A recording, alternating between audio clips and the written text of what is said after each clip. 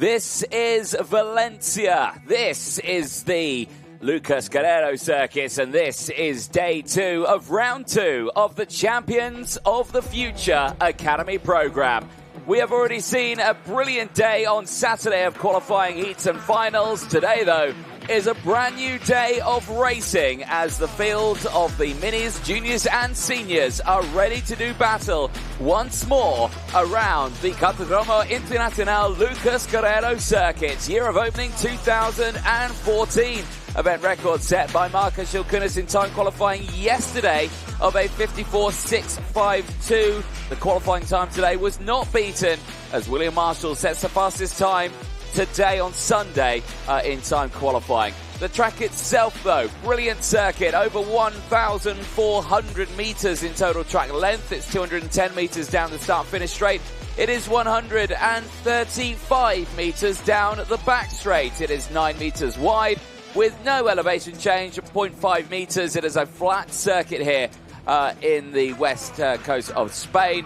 But we certainly look forward to seeing what the racing can offer us today. The track itself, though, comprises 19 turns in total, 11 to the right, 8 to the left, including one hairpin out there. Each and every one of these corners provides their own unique challenges, but many of them provide unique overtaking opportunities as well. We see them in towards turn 1, turn 3, which is the pinch point of the circuit, turn 6 and 7, 11, 12 and 13, and of course, that all-important final chicane, 17, 18 and 19. We always see an overtake there because it is one of the fastest parts of the circuit as well into that final corner and also in towards turn 1. The seniors will be reaching around about 130 odd kilometres an hour, averaging though just around 100 kilometres an hour as well, meaning it is a fast, demanding circuit, but it is technical. It is tricky, and it is a little bit warmer today. Myself, Anthony Jordan and Nicole Sutherland in the commentary box. The weather today, Nicole, is looking a little bit nicer than yesterday. I can actually see some blue sky. Yeah, absolutely. Post-quali driver interviews, then we had the sun shining in the eyes of some of our pole sitters. It's bright out there. It's getting warmer. It means, you know, more grip is going to go down. I really like these conditions that we're going to see for today's racing. Certainly so, and it is the juniors that'll be coming up first for their qualifying Heat 1.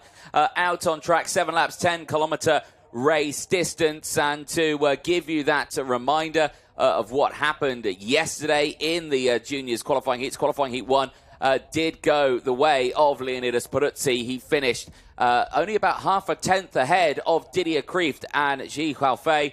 And those drivers, again, do find themselves up at that sharp end, but not right on that top spot. No Eustaciones was the pole sitter from time qualifying this morning.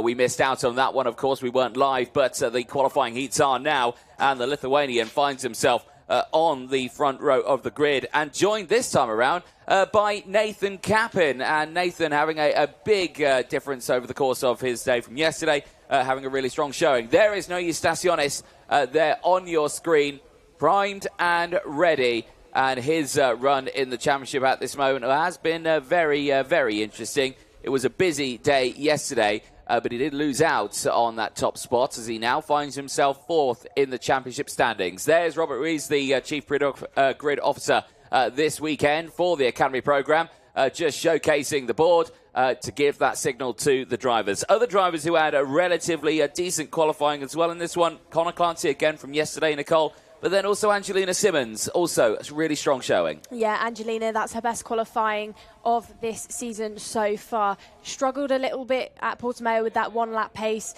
and again yesterday, but today, this morning, on the final day of racing here at Valencia, Angelina's picked things up, the young Iron Dames driver who's also sporting the Discover Your Drive livery and suit for 2025, alongside the likes of Victoria Farther, so both part of those initiatives, both pushing those female names forward within the sport. Yes, indeed. Well, as you can see, those drivers primed and ready to go there. You can see No Eustaciones on the left-hand side. He's getting himself fired up now as engines get fired up as they make their way onto the circuit. And there's a nice shot of a mechanics moment. Right, anyway, we go. The drivers making their way out onto the circuit. Let's quickly fire you through that full starting lineup then. 36 drivers taking to the track today, just as yesterday. And they're all primed and ready for a lovely sunny day's racing. And it all starts with the likes of Noe Estaciones on that front spot and joined, of course, by Nathan Cappin on row number 1. Connor Clancy and Angelina Simmons, they go from row 2. Leonidas Peruzzi, yesterday's pole sitter, finds himself in the 3rd row of the grid and is joined by Egon Prodotti, who today has had a much better qualifying. Mia Auger and Benjamin Westwood go from row 4. They'll have Jan Michalesco and Didier Krieft on row 5. Gilles Halfay starts on row 6 and is joined by Jason Cosmopoulos. Manny Nuvolini and Savlik Auger go from row 7. They'll have Victoria Farfus and Veer Chopra on row number 8, with Sujana Dandu and Samuel Del Gaudio on row number 9. On row number 10 then, with some work to do, is Emma Rose Dowling. She had 2 DNFs yesterday. Will be looking to pick up some more points today alongside Casper Reipold. Going from 11, we have Axel Nocon with Yanis Kolovos, and from 12 we have Sanjana Dandu with Julia Angelard. From 13, we have Poland's Andrzej Dukowski with Greece's Nefeli Cosmopoulou. And on 14, we have Thanos Zahos alongside Vanessa Schildkneiter. 15, we have Mercedes Julia Monler with Clelia Sodu. 16 is Mozambique's Ko Serra with Fernando Luis Nunez. From 17, then, we have Shivan Mohan Karthik, and alongside Shivan will be Nikolaos Karayanis. Going from row 18 then, with 36 karts on the grid, we have Albert Tam, who had a DNF in time qualifying, alongside Solomon Paragua, who, like Albert, both caught up in an incident, had a DNF at turn 1 in time qualifying. Yeah, indeed. Certainly wasn't the morning they were expecting on Sunday. However, we will see what they can do in these qualifying heats, because, of course, they could make it back through the field. And we have seen drivers who qualified not great yesterday make it back through the field and actually had some really good starting spots. There is a look at race control. Joanna Falcao, the head of race control in the foreground. Sam Fisher in the background there, watching the 40-plus cameras out on circuit and are in constant communication with the race team out on circuit in terms of marshals, officials, including, not forgetting, our race director Martin Bean on the gantry, who is ready to start this race. And are we starting it? We are indeed. Lights are out. We are racing down in towards turn number 1. It is a good start once more for the inside row. And Noe Estaciones holds on to the lead. There's a yellow flag in the background. 2 cars running wide, but everyone back on the circuit. It's gone a bit P-tong, though, at the exit of turn number 3. And there's just karts tripping over each other, left, right and centre, before they've even made it into the pinch point. That is Ji Haofei. He's one of those drivers off then. Ji had a really good smattering of results throughout this weekend, but I think he is off on the grass. I think that could be Axel Nocon. It is Axel Nocon. With Ji. So those 2 drivers within this one are out. As we say that, there's another driver getting all sideways going down the main straight. Just lost the kart there with some understeer and just slid backwards off the circuit. That driver there, we'll find out shortly. I think that's Emma Dowling, unfortunately, from South Africa, who has rotated there, and not sure if she was assisted or not at that point. Eyes on these front runners, though, here, Nicole, as they exit out of that final corner. It is still the likes of Noe Estaciones in the lead. However, it is Connor Clancy, who is going for the move down the inside. Indeed, gets that done nicely and moves into the lead of this race, and now can try and work away and break it away. Mia Auger there is in 3rd place. She's had a really good start here, as she's up 4 places. Nathan Cappin's there. Leonidas Peruzzi still in P5. Biggest mover, though, you've got the likes of Casper Reipold, 11 places gained. Kolovos 10, Anglard with 10, and Thanos Zahos with 13 places gained, and that's not including the other drivers who are further down the order. So a real big change up in that order. However, it is still Clancy who leads the way now, who is up 2 places in this race. But you've got to keep an eye, because Auger and Cappin, they are right behind. You can see them closing in, and they look quick. Yeah, Stasionis is looking quick here as well, because he's not lost any time to Connor Clancy as they head through the chicane of turns 17, 18 and 19. Back down the straight, Connor Clancy head down there, just trying to duck under that headwind as they head through turn number 1. But Stasionis, don't count him out, because he is right there. This is that moment there where we lost Emma Rose Dowling. So she was coming down the straight. It does look like she just got assisted going into that left-hand turn, and the rear end just swung round on her and she lost it. So she will be out within this race. Another DNF for this weekend for Emma at Valencia. Vanessa Schildkneiter is your fastest driver there out on the circuit. She set a 56.466. That is slightly off the pace from what we saw earlier on, but that's still quick times early on in this session. We were saying also yesterday, Anthony, these tyres, the Vega tyres, they're quite steady, they're quite wear resistant, so you won't see too much of a drop in pace unless we get into some battles, which we are doing into the final corner then. So that is a change, I believe, for 4th position as they head under the gantry. Then we've got Connor Clancy from Stasionis, from Peruzzi, from Nathan Capin, but maybe not much longer for the drivers behind, because it's Angelina Simmons and Mia Ogier that are on the charge, going through turns 1, now through turn 3 and 4. So those drivers, this is that pack then, that second pack of drivers where it's all getting very exciting. Yeah, it certainly is. And now that Peruzzi has found himself in some clear air, he can go to work now and trying to close in on the likes of Clancy and Stasionis. Reipold is on the charge once more. He is setting the fastest lap of the race, up 13 places right now in this one. One driver who we've not said much about as he struggled at the start of this one, Egon Bradotti, is down 17 places at the start of this race. He was one of the drivers who was caught out in that opening lap through turn 2 and through turn 3. Eyes on this one, though, as they're switching and changing nicely through their one, but they're going to lose out, though, is Angelina Simmons. She got all tangled up there into that final chicane, and she crosses the line now in 8th place. Kolovos there is now right behind, who's on a charge of 13 places gained, but it just shows how tough it is out there for these drivers. Manny Nuvolini looking down the inside. Nuvolini had a close one in that final yesterday, nearly got himself on the podium, just missed out on the last couple of laps with a mistake into that final chicane, but has come back stronger today and is up 7 places now into P6.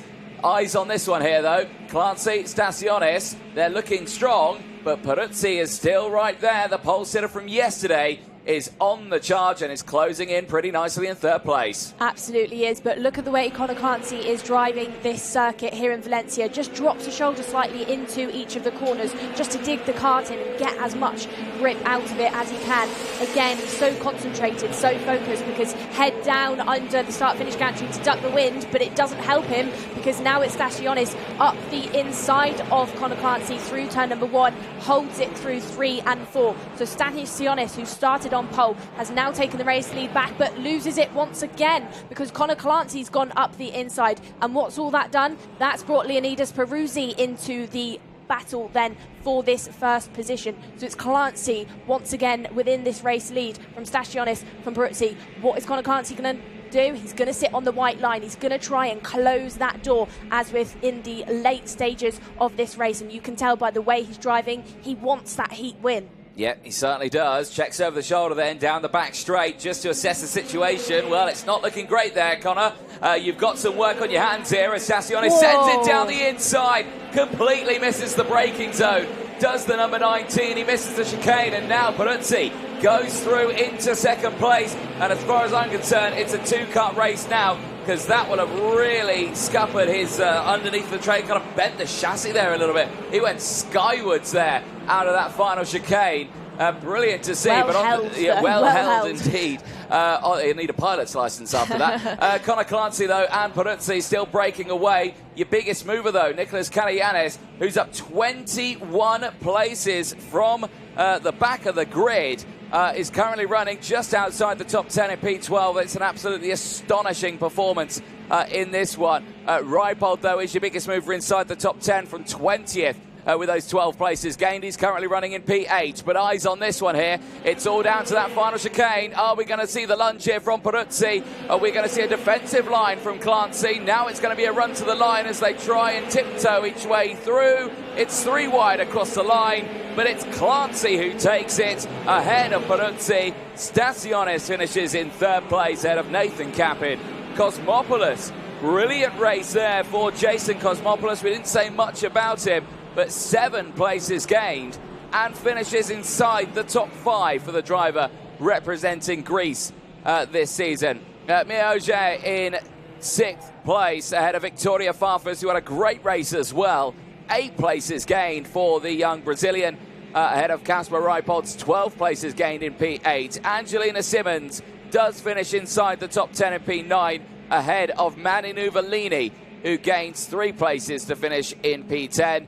But a very strong performance from the field there as they make their way back. A close fight to the end. Clancy taking it. Peruzzi from Stasionis. 1, 2, 3.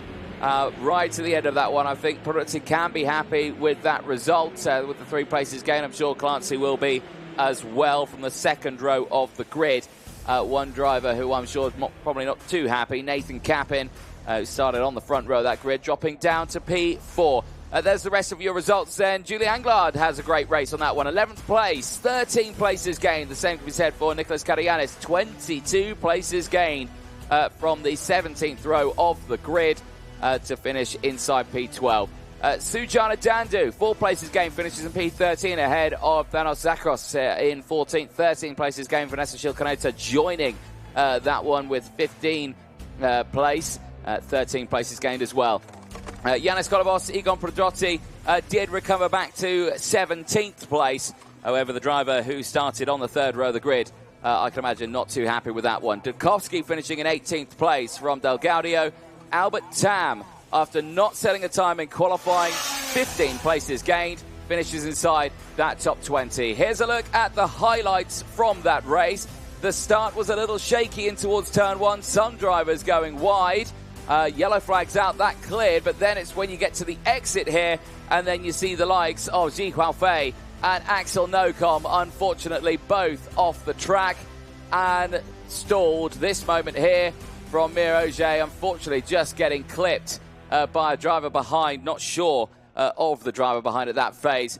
This was the first lead change. Connor Clancy going for the lead on that one, but he would not hold on to it for too long because there would be a fight back from No Estaciones.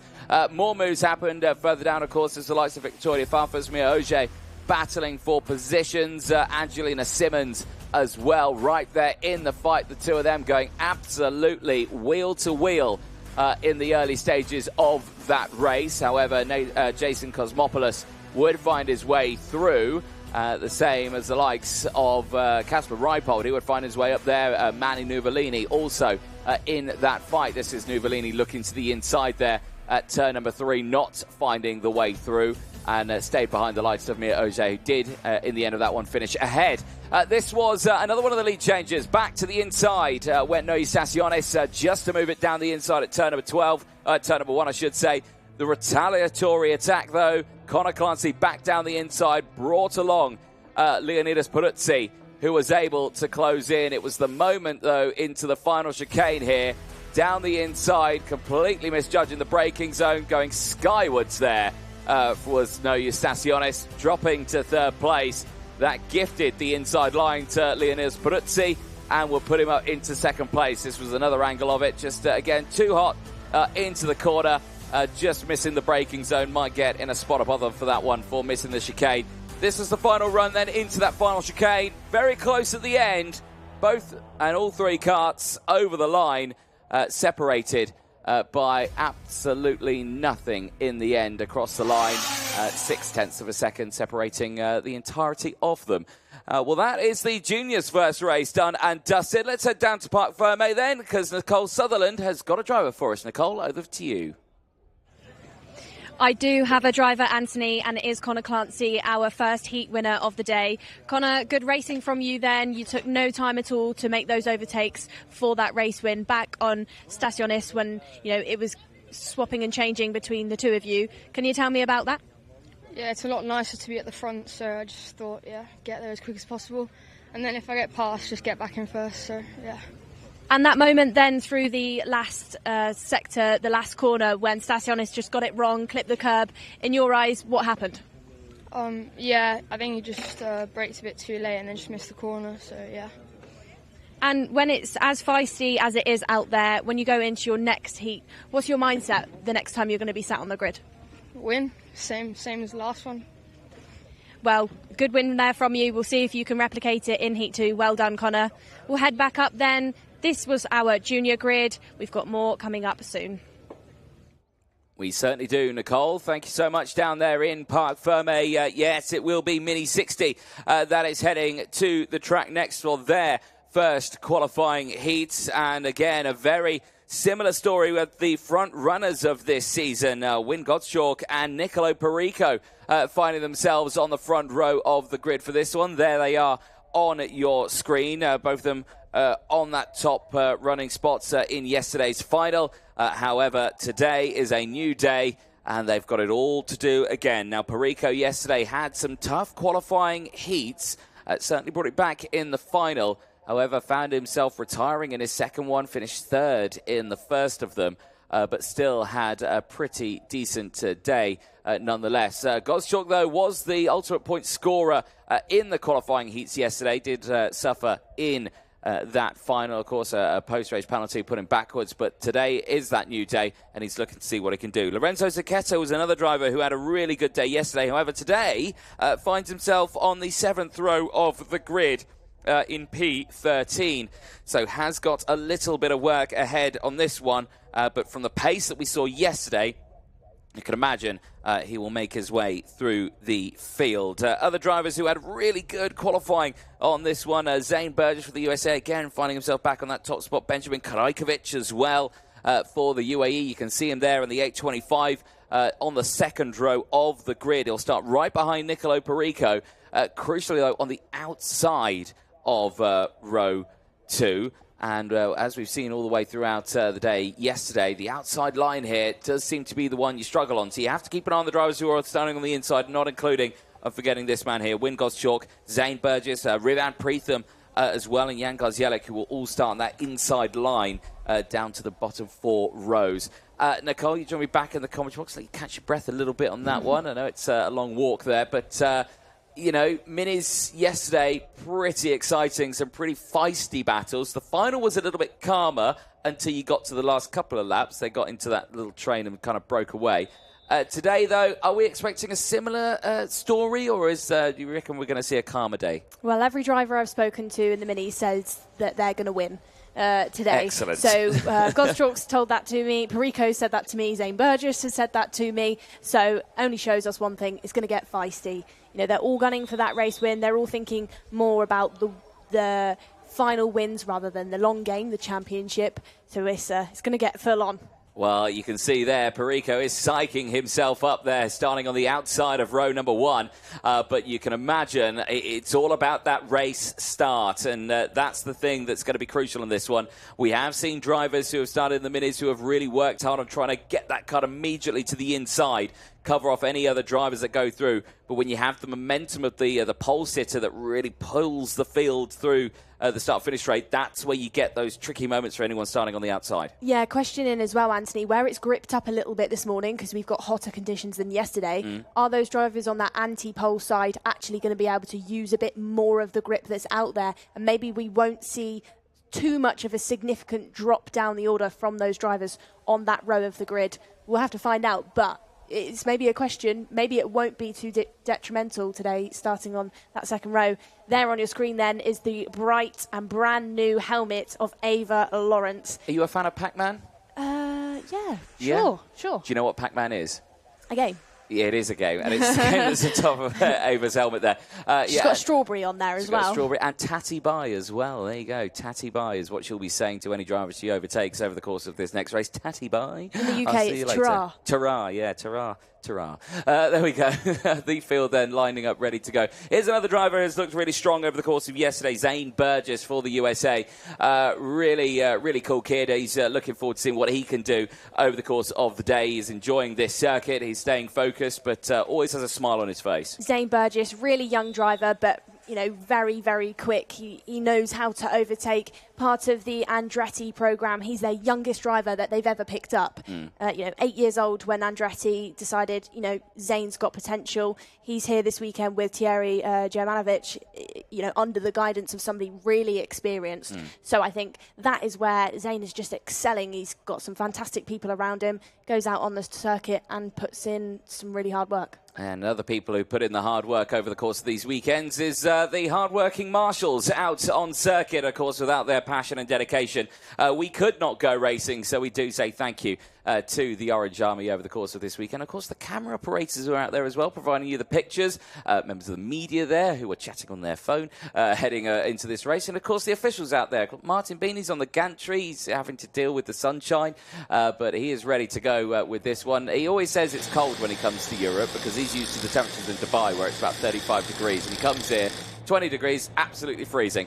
Right, here we go. Engines fire up. Field makes its way out onto the circuit for the first time today, Nicole. Let's take them through this full starting lineup, and it does start with the likes of Wyn Gottschalk on that pole position spot. He'll be joined by Nicolo Perico on the front row of that grid. Zane Burgess and Benjamin Krajkovic go from row 2. They'll have Rip van Preetham and Ava Lawrence rounding out the top 6 on row number 3. Jan Garzielek and Vincente Capella, yesterday's final winner on paper, starts this one on the 4th row of the grid. We'll have Mathis Brageau and Theo Palfrain on row 5, rounding out the top 10. Brody Cooper and Alba Cueva, they round out row number 6 and the top 12 out on track. Lorenzo Zucchetto, today's qualifying didn't go his way. Starts on the 7th row and is joined by Ari Kallenberg alongside Achilles Baruzzi and Aaron Mason. They round out row number 8. Going from row number 9 then, with 6 laps to make up some places, includes Daniela Verba and Samar Chopra. Going from 10, we have Atika Mir, who's here this weekend under the guidance of Danny Curl, ex-FIA World Champion. She is alongside Samir Chopra. Daniel Häkkinen. Going from 11 is Cesar Barades alongside Rosalind Heinecke. 12 is Rehan Rashid with Manuel Kalendi.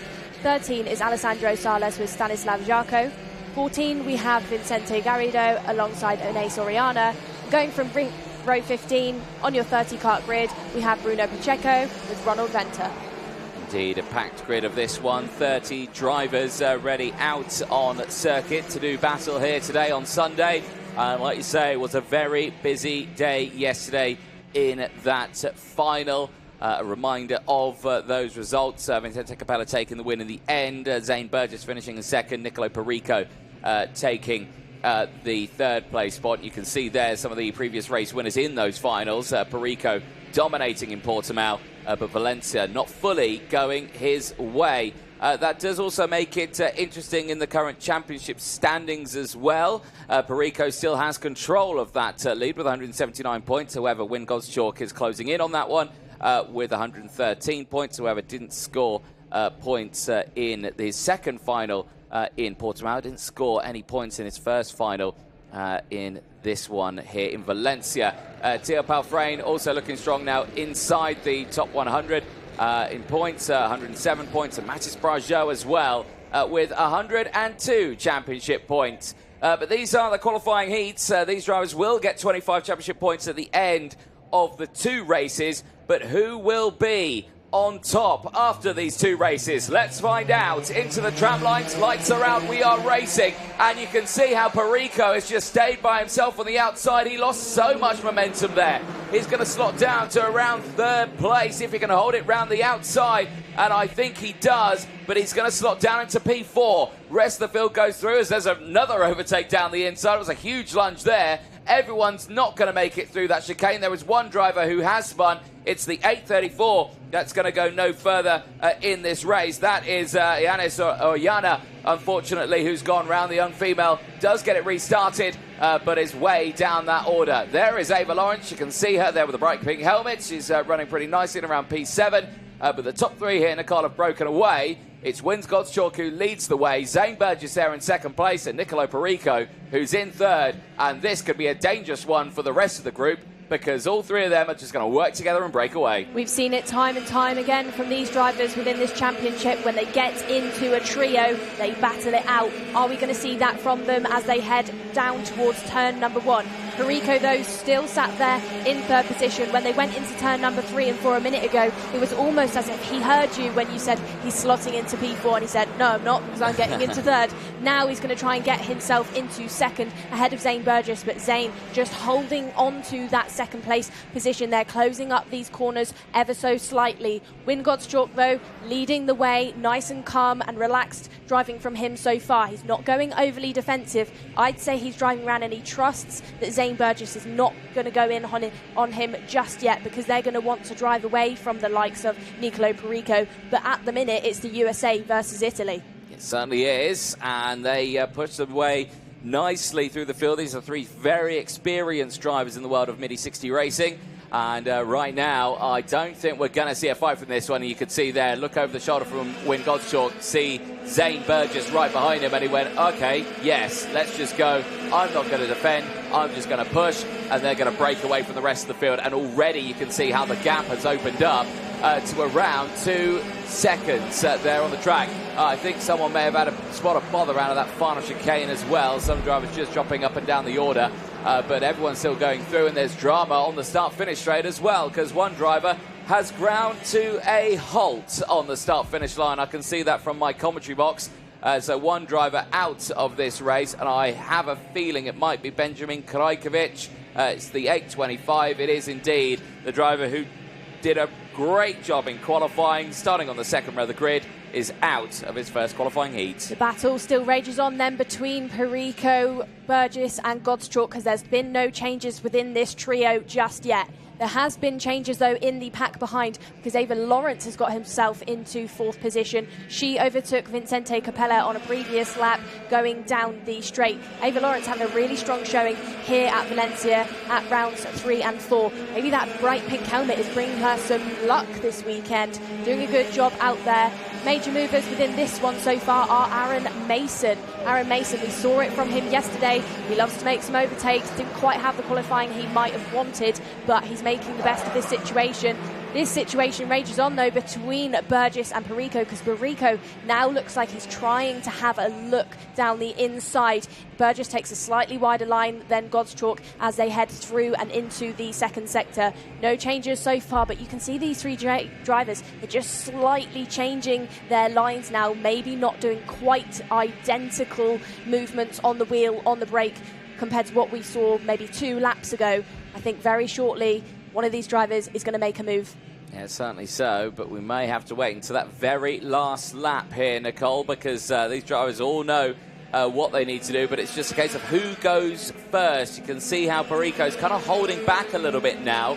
Now, there was a moment for Burgess through turn 1 earlier on where it looked like Perico was going to try and go for the move, but thought against it, and there you can just see how he's just dropping off the back of the two of them. I think what he's trying to do is make it feel like Burgess could go for the first move on Godschalk, and then when he's doing that, Perico will have the kind of gap, the momentum to be able to then just swing it down the inside of both of them if they trip over each other, which he's trying to do right now.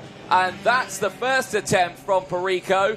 However, that's not worked out at all. That's opened them up a little bit here, but Godschalk won't have the tow, the slipstream or anything, which means he'll be caught up very quickly again. This race is coming to a conclusion here, Nicole. It's just a case of who is going to finish where. Yeah, absolutely. Perico did try and make a move on Burgess a minute ago. He tripped up slightly, but he didn't trip and fall because they are still close together within this trio. They've got a little bit more time maybe to make a move on Win Godschalk. It was Burgess just signalling to Perico, who is now trying to get an outside line to try and rev that TM engine up as they head down the start-finish straight. Is he going to be able to get something done as they head through into the final lap? Is he going to hang it round the outside through turn number 1? Now it's Burgess all over the back of Win Godschalk as they head out of that long 180-degree corner. Burgess, then you can see him, the movements on the wheel. He's going to try and make something happen. But Perico there up the inside of Burgess. He's got it done. He's made the move. Now it's Perico in second position. Has he got enough time within this lap to make something go on Win Godschalk as well? But it's Godschalk from Perico from Zane Burgess. It certainly is. Well, let's see what happens on this last lap then as they go in. And Win Godschalk's going to go defensive straight away. And Zane Burgess sends it round the outside at turn number 11 as the American goes through, and now he's found his way down the inside at turn 12 and he gets into the race lead. Godschalk is there. Here's Ava Lawrence. Here's Vincente Capella as well. The top 5 are line astern as they head into that final chicane. It is the likes of Zane Burgess in the lead, but missing out on that final chicane is Perico. He missed out on that final chicane. Across the line they go. Burgess will take it. Capella will finish in second place. Perico will finish third. However, I'm sure Godschalk will have something to say about his line through the final chicane there. Ava Lawrence finishes in P5. A very close end there for the top 5. 0.6 of a second separating the top 5 on circuit. A superb drive to the end.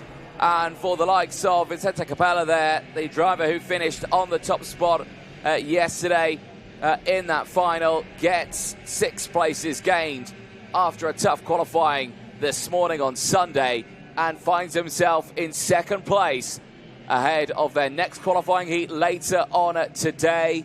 It's exactly what the Portuguese driver will have wanted, and there you can see thumbs up from Capella to Burgess, just to say well done.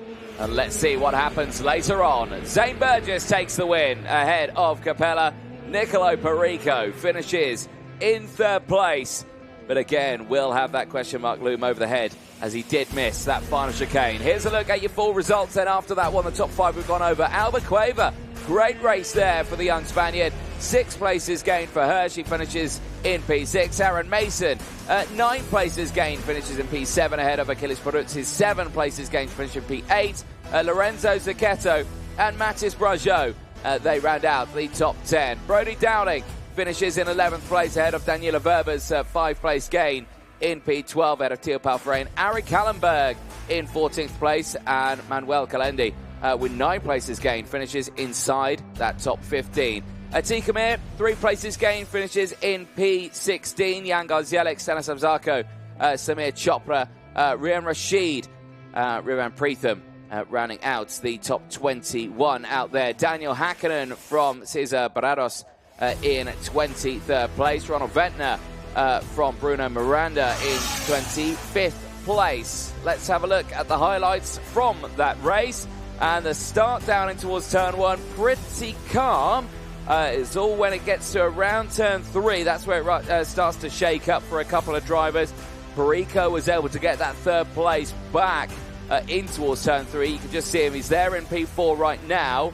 But then watch him into the inside here. Finds the gap, sends it down the inside, manages to stop it on a dive, and gets through back into 3rd place. Some drama in the background with drivers going around and spinning to the back. Yanis Oriana was that driver. Just the one retirement, though. There it was, Benjamin Karajkovic, the 825, who qualified P4 out of the first qualifying heat. But the only quantum solace he could take from that is that it will be back on that 4th place later on today. Then it was the breakaway of the top 3, Burgess, Perico and Gottschalk. Line astern, we would have to wait into the dying stages of the race before we started to see the overtake and the battle that allowed the likes of Vicente Capella to close in. He would get into 2nd place with this beautiful move, 3 for 1 out of that final chicane. Watch him on the outside, tucks it in, finds the gap, sends it through. A superb drive there and a superb overtake into that final chicane. 3 overtakes in 1 corner to claim a 2nd place. A brilliant drive. Perico finishes 3rd on track ahead of Wyn Gottschalk, who rounds out the top 4, and Ava Lawrence running out the top 5. Well, they will be out later on today. Will the Mini 60, they're out on track at around 20 past 1 for their 2nd qualifying heat, with just the seniors to go for the morning races. 9 laps ahead of the seniors. We'll see them out in a few moments' time. Before that, though, we will be heading down to Perk Ferme. So Nicole Sutherland is ready and waiting. Nicole, over to you. Thank you, Anthony. I'm with Zane Burgess then after an impressive performance, especially on that final lap. Zane, good final lap from you. It got busy between you, Perico and Wyn. Can you tell me about that overtake that got you into the lead? Well, he braked a little early, so then I over-undered him. So I got the win and then just kept it low. And you said to me yesterday after we were walking to the podium, you think you can get a race win, a final win here on the 2nd day of racing. After what we've just seen from you on the circuit, it's definitely in store. You know, you look like you've got good pace. What are you going to do in the 2nd heat, Zane? I'm just going to try not to do the same thing because then they'll recognize what I do. So I'm going to try to do something a little different. So you're going to change your tactics slightly going into the 2nd heat? Yes. And between now and the 2nd heat then, Zane, when you go back to the tent, what do you do to make sure that you're going to be just as fast?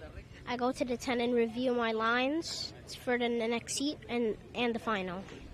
Well, good luck for your next heat. We'll see if you can pull off another impressive race win. See you later, Zane. We'll head back up then because the senior OKNs are up shortly. Thank you very much, Nicole. Yes, they are indeed. The OKN senior category will be the last group to round out the morning qualifying heats until we go back into the second half, back with juniors, minis, and seniors. However, there's a little bit of time before that race is heading out onto the circuit. So we are going to take a short break. Do not go anywhere. We'll be back with the OKN senior qualifying heat 1 on Sunday in a few moments' time.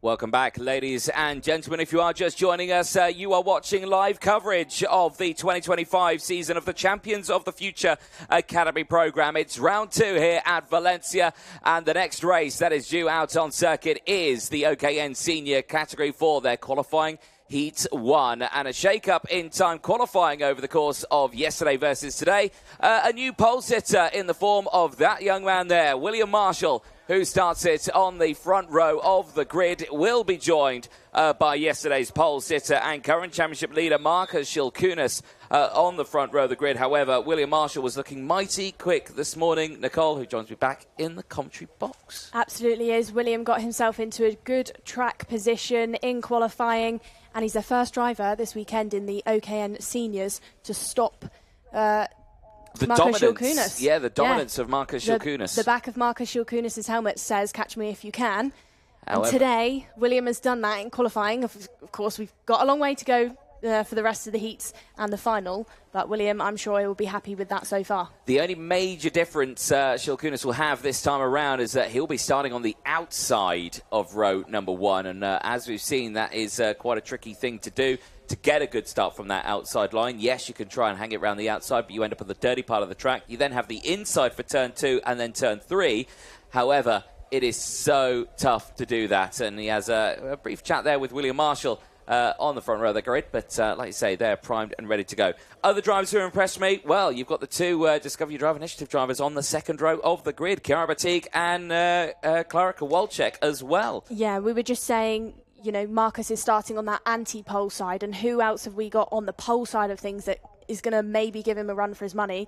Chiara Batig and Wojciech Woda. They're the 3 drivers, so Marshall, Batig and Woda, that really have been the quick ones, have been having a good run out there so far this weekend. So questioning if maybe they'll push each other at the start on that row, on that side of the grid, to really back Marcus Shilkunas up into the rest of the field. No, definitely so. And of course, that is not forgetting the likes of Oscar Gallard, who had a relatively decent day yesterday, did suffer a little bit with a breakdown, but finds himself back on the top spot. There is Chiara Batig racing this weekend after a very successful racing last weekend down in the south of Spain. Now finds herself here in the west of Spain and is doing pretty well here as well. So good to see. But whistle blowing, I think we're moments away from the start of this race. And another driver there you can see, Klara Kowalczyk again. I think it was a relatively tough day for Klara yesterday, but certainly today looking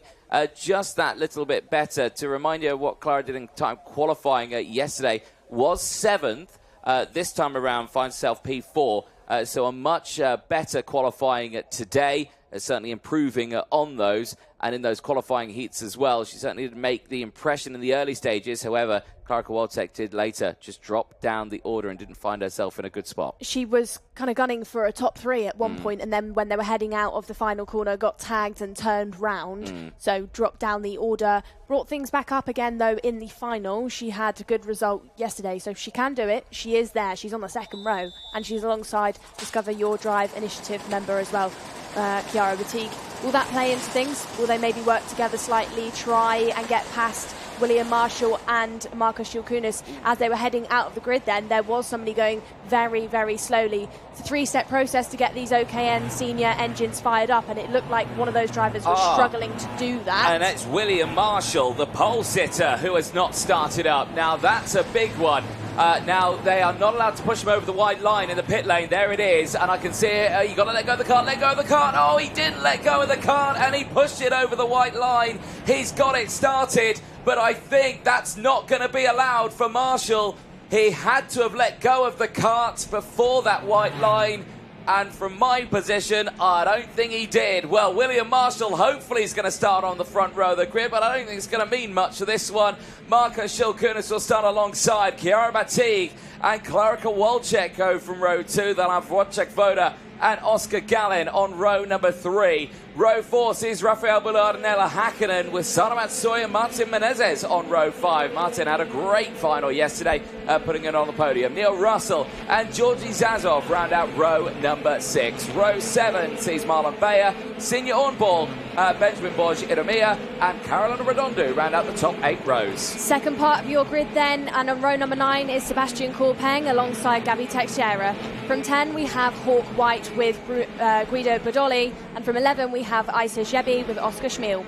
Going from row number 12 is Marcus Juncher with Gianna Pascal, and from 13 we have Pietro Camalengo with Lucas Hernandez.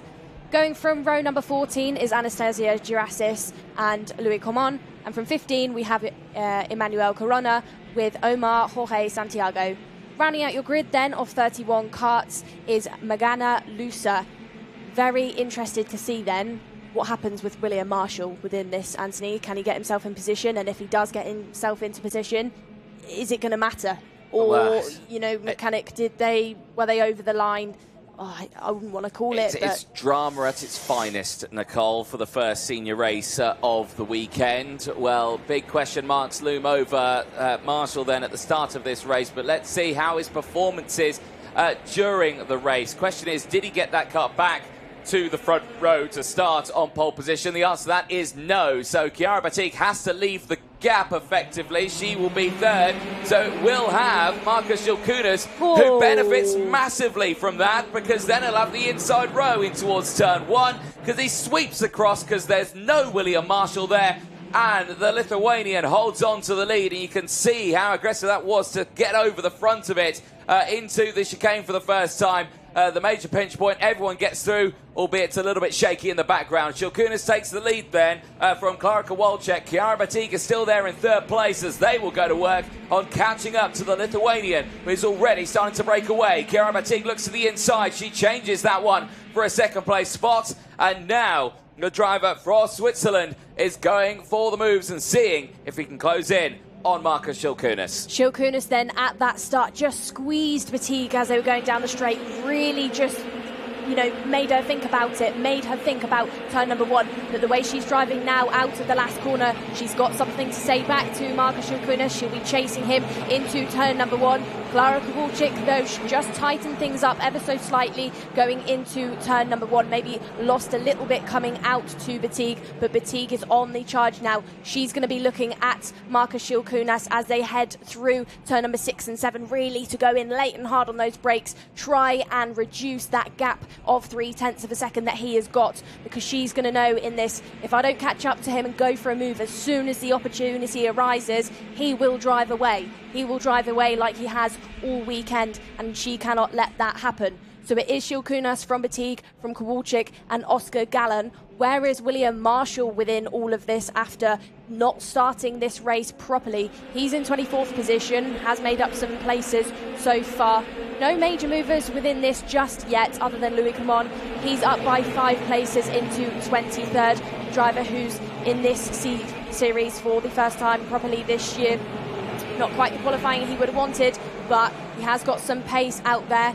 It's still Schulkunis then that leads the way, but Batigue, the young Swiss driver, she is right there, and she has reduced that gap by about half a tenth. Yeah, I say, Schulkunis is not showing the pace of what he had yesterday here. He has not been able to break away from the field this time around. Again, could that be a case of he's just looking after the tyres in this early stage and is wanting to pounce later on? Because he did do that yesterday in the final. He got a lead, he brought it back, and then he found his pace, and then he pushed it through and took the win by 4 seconds, if you remember. But right now, we're not seeing that, and Chiara Batigue is close enough. I would say it's lunge distance here, Nicole, but this time not into that final chicane, but maybe with the toe down in towards turn 1. Absolutely, because it's Chiara Batigue now that is faster than Marcus Schulkunis. He's at 55.602. She was on a 55.521. And what's she done? She has got into his toe. Like we said, she's right behind him.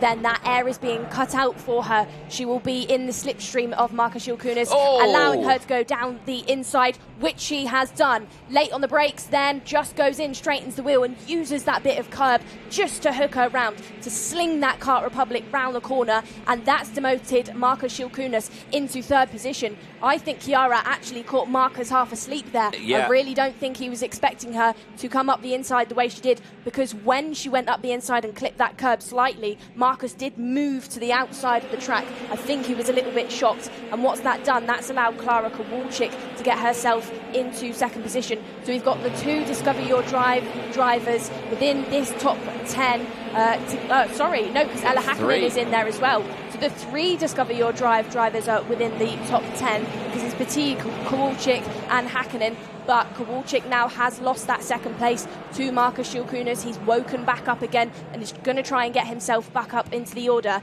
Is he going to do something back to Chiara Batigue that's equally just as aggressive, try and catch her asleep this time? And now we've got Ella Hakkinen on the charge. She's just overtaken, I believe that's... Well, no, Wojciech Woda and Ella Hakkinen have both got past Klara Kowalczyk, so she's gone down to around P5 now. You can see her there trying to fight back.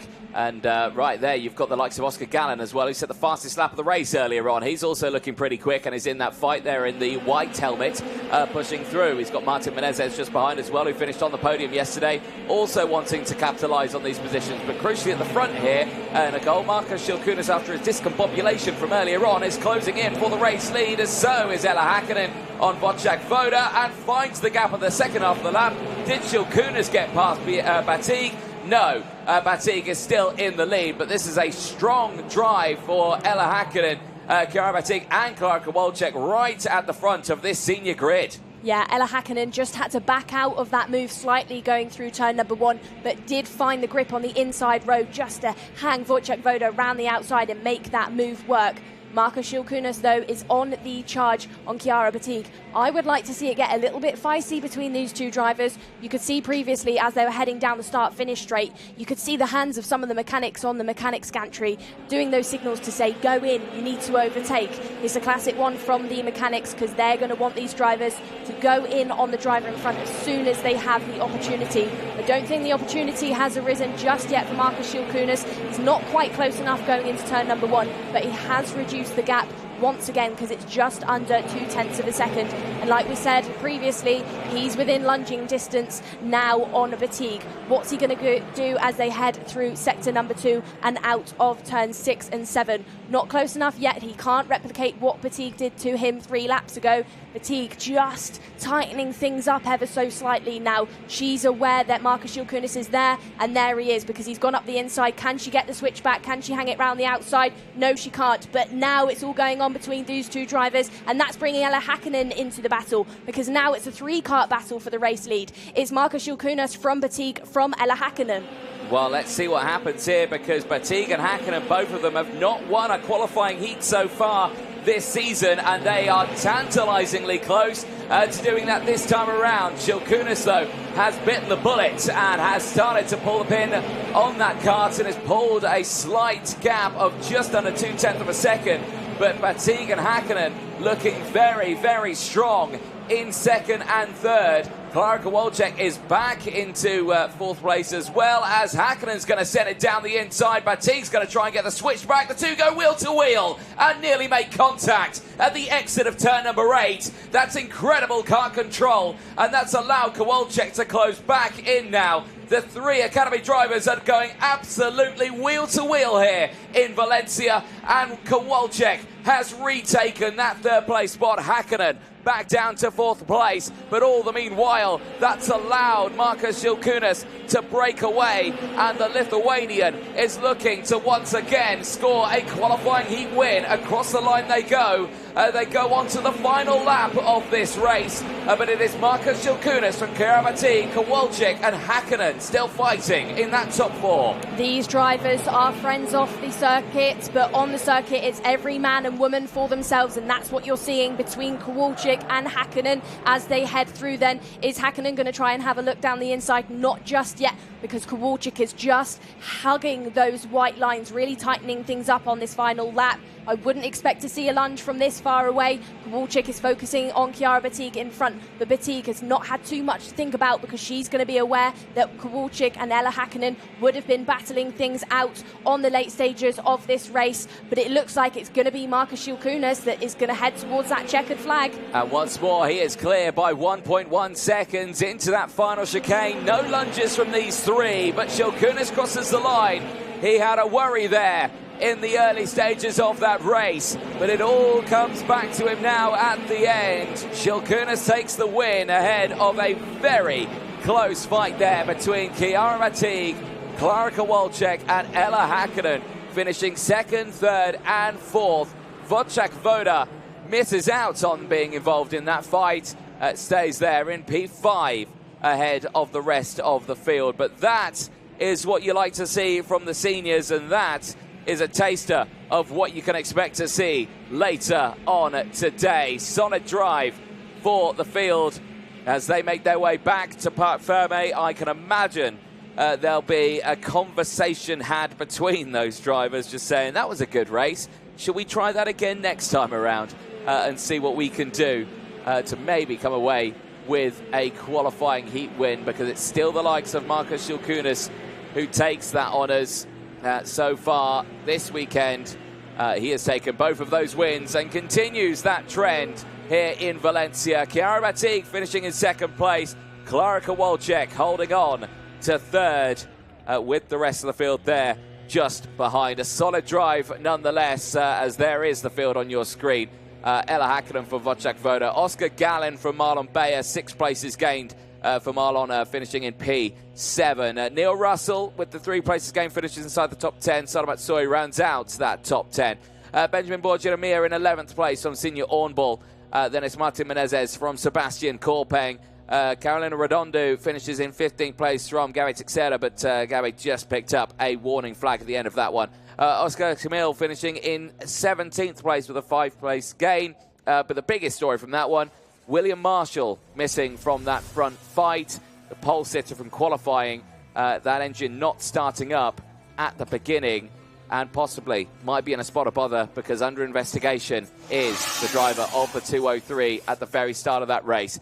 Here's a look at the highlights from it, and you can see immediately with Marshall not there, you had the likes of Markus Šilkunas. He had the clear run down in towards turn number 1, covers off the attack and charge from Chiara Batig that allowed Kowalczyk to get up into second place. However, that would change later on that opening lap. You can see already Ella Häkkinen had a brilliant start there. Started in 8th place, gained those early moves right at the beginning of that one to put herself in that lead fight at the start of it. Would later drop back, though, to finish in still a very impressive P4. Eyes on these first overtakes then. That was Chiara Batig down the inside of Klara Kowalczyk. That would get her up into the race lead. There was another angle of it there. Later would then go for the race lead on Markus Šilkunas, which I think at this point caught everyone by surprise. Down the inside, little bit of that inside curve. Šilkunas having to relinquish the spot and having to relinquish second place as well as Kowalczyk went through into P2. Later would retaliate, though, and get back into the race lead. Firstly, getting past the likes of Klara Kowalczyk, who would later suffer an attack from Ella Häkkinen, who would get up into P3 with these moves down the start-finish straight. Here it was in towards turn 1. Just again, clean, having that slipstream, having the power out of that final chicane, and able to get that move down the inside. This was the likes of Wojciech Woda going through. Hakkinen was able to follow Woda down the inside of turn at number 7 and 8.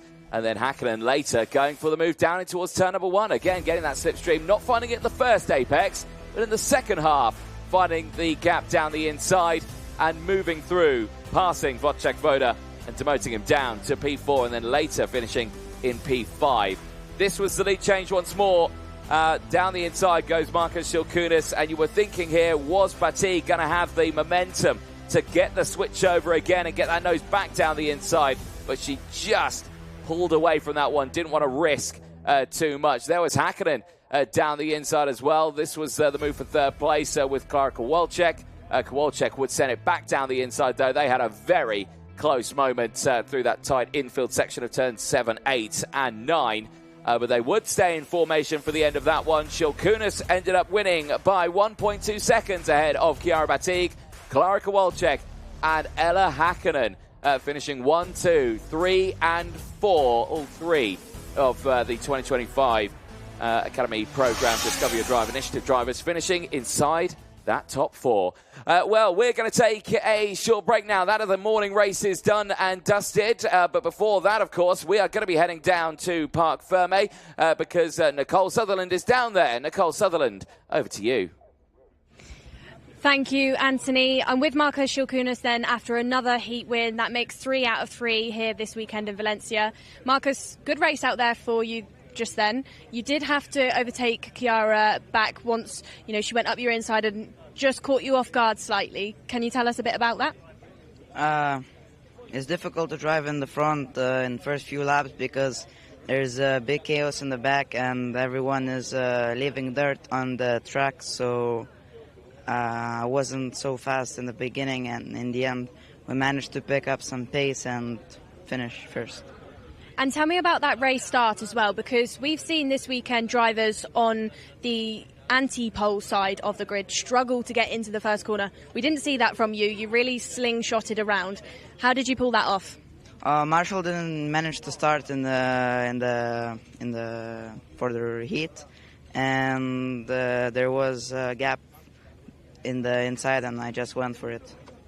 Well, it's great to hear from you, Marcus, and I'm sure with the pace you've got here this weekend, we'll probably be hearing from you again later on. I also want to hear from Klara Kowalczyk, who's just stood in front of me. Klara, good race out there between you, Batig, and Hakkinen. You're all part of the Discover Your Drive initiative. How did you find the race? What's your thoughts? I think it was like we liked a bit of pace on the first laps, but then on the last laps we made a pretty decent comeback, and I think it was a calm race. Obviously some overtaking, and yeah, I think it was a good race.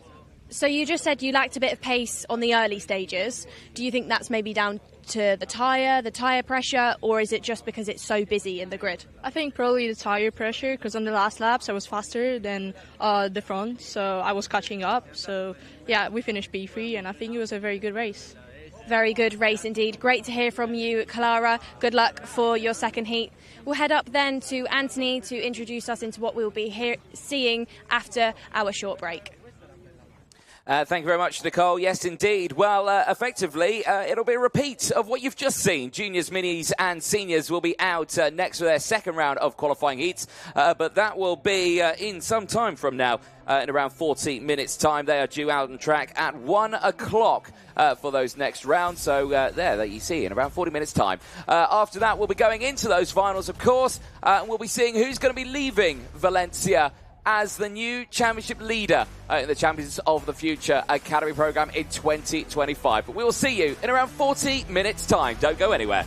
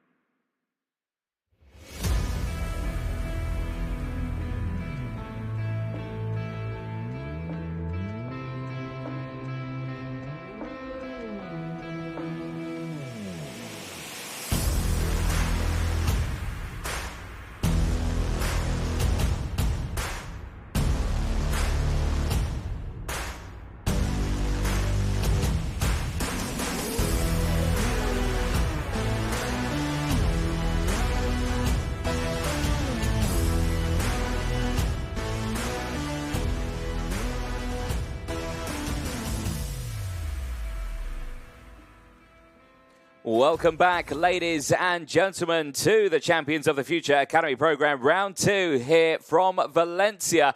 We are halfway through the second day of racing. 3 qualifying heats have already gone out.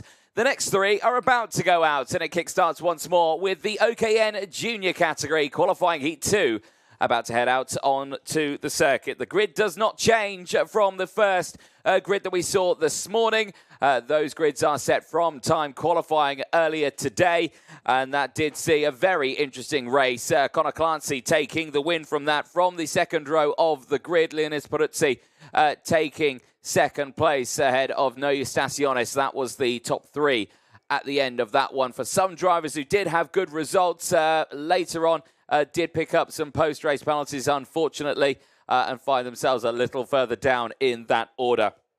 But it was the likes of No Eustaciones who had put it on pole position earlier today and finds himself once more on the inside of row number 1, starting alongside Nathan Capin, who did finish that race in P4 earlier on as well in his first qualifying heat. So I can imagine from the outside of row number 1, Nicole, Capin's looking for a little bit of a better one this time around. Yeah, absolutely. I think drivers also in that top 10 that maybe are looking for some better results. Egon Podrotti, he had a P12 in his first heat, is starting this from 6th. So those places to be gained definitely can be. He's got it in him. But there are some drivers, you know, in our top 10 that have just got a little bit of work to do. So has Jan Mikuleshko. It was 29th position for him in his first heat, starting this one from 9th, the young driver from Poland. But like I said, places to be gained.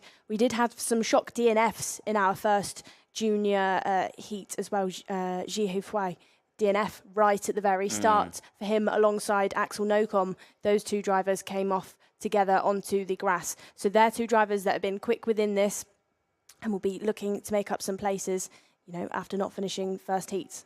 Certainly so. Well, there's Nathan Capin on the front row of the grid as well, priming himself ready ahead of this second qualifying heat. And these ones are a little bit more intense, of course, Nicole.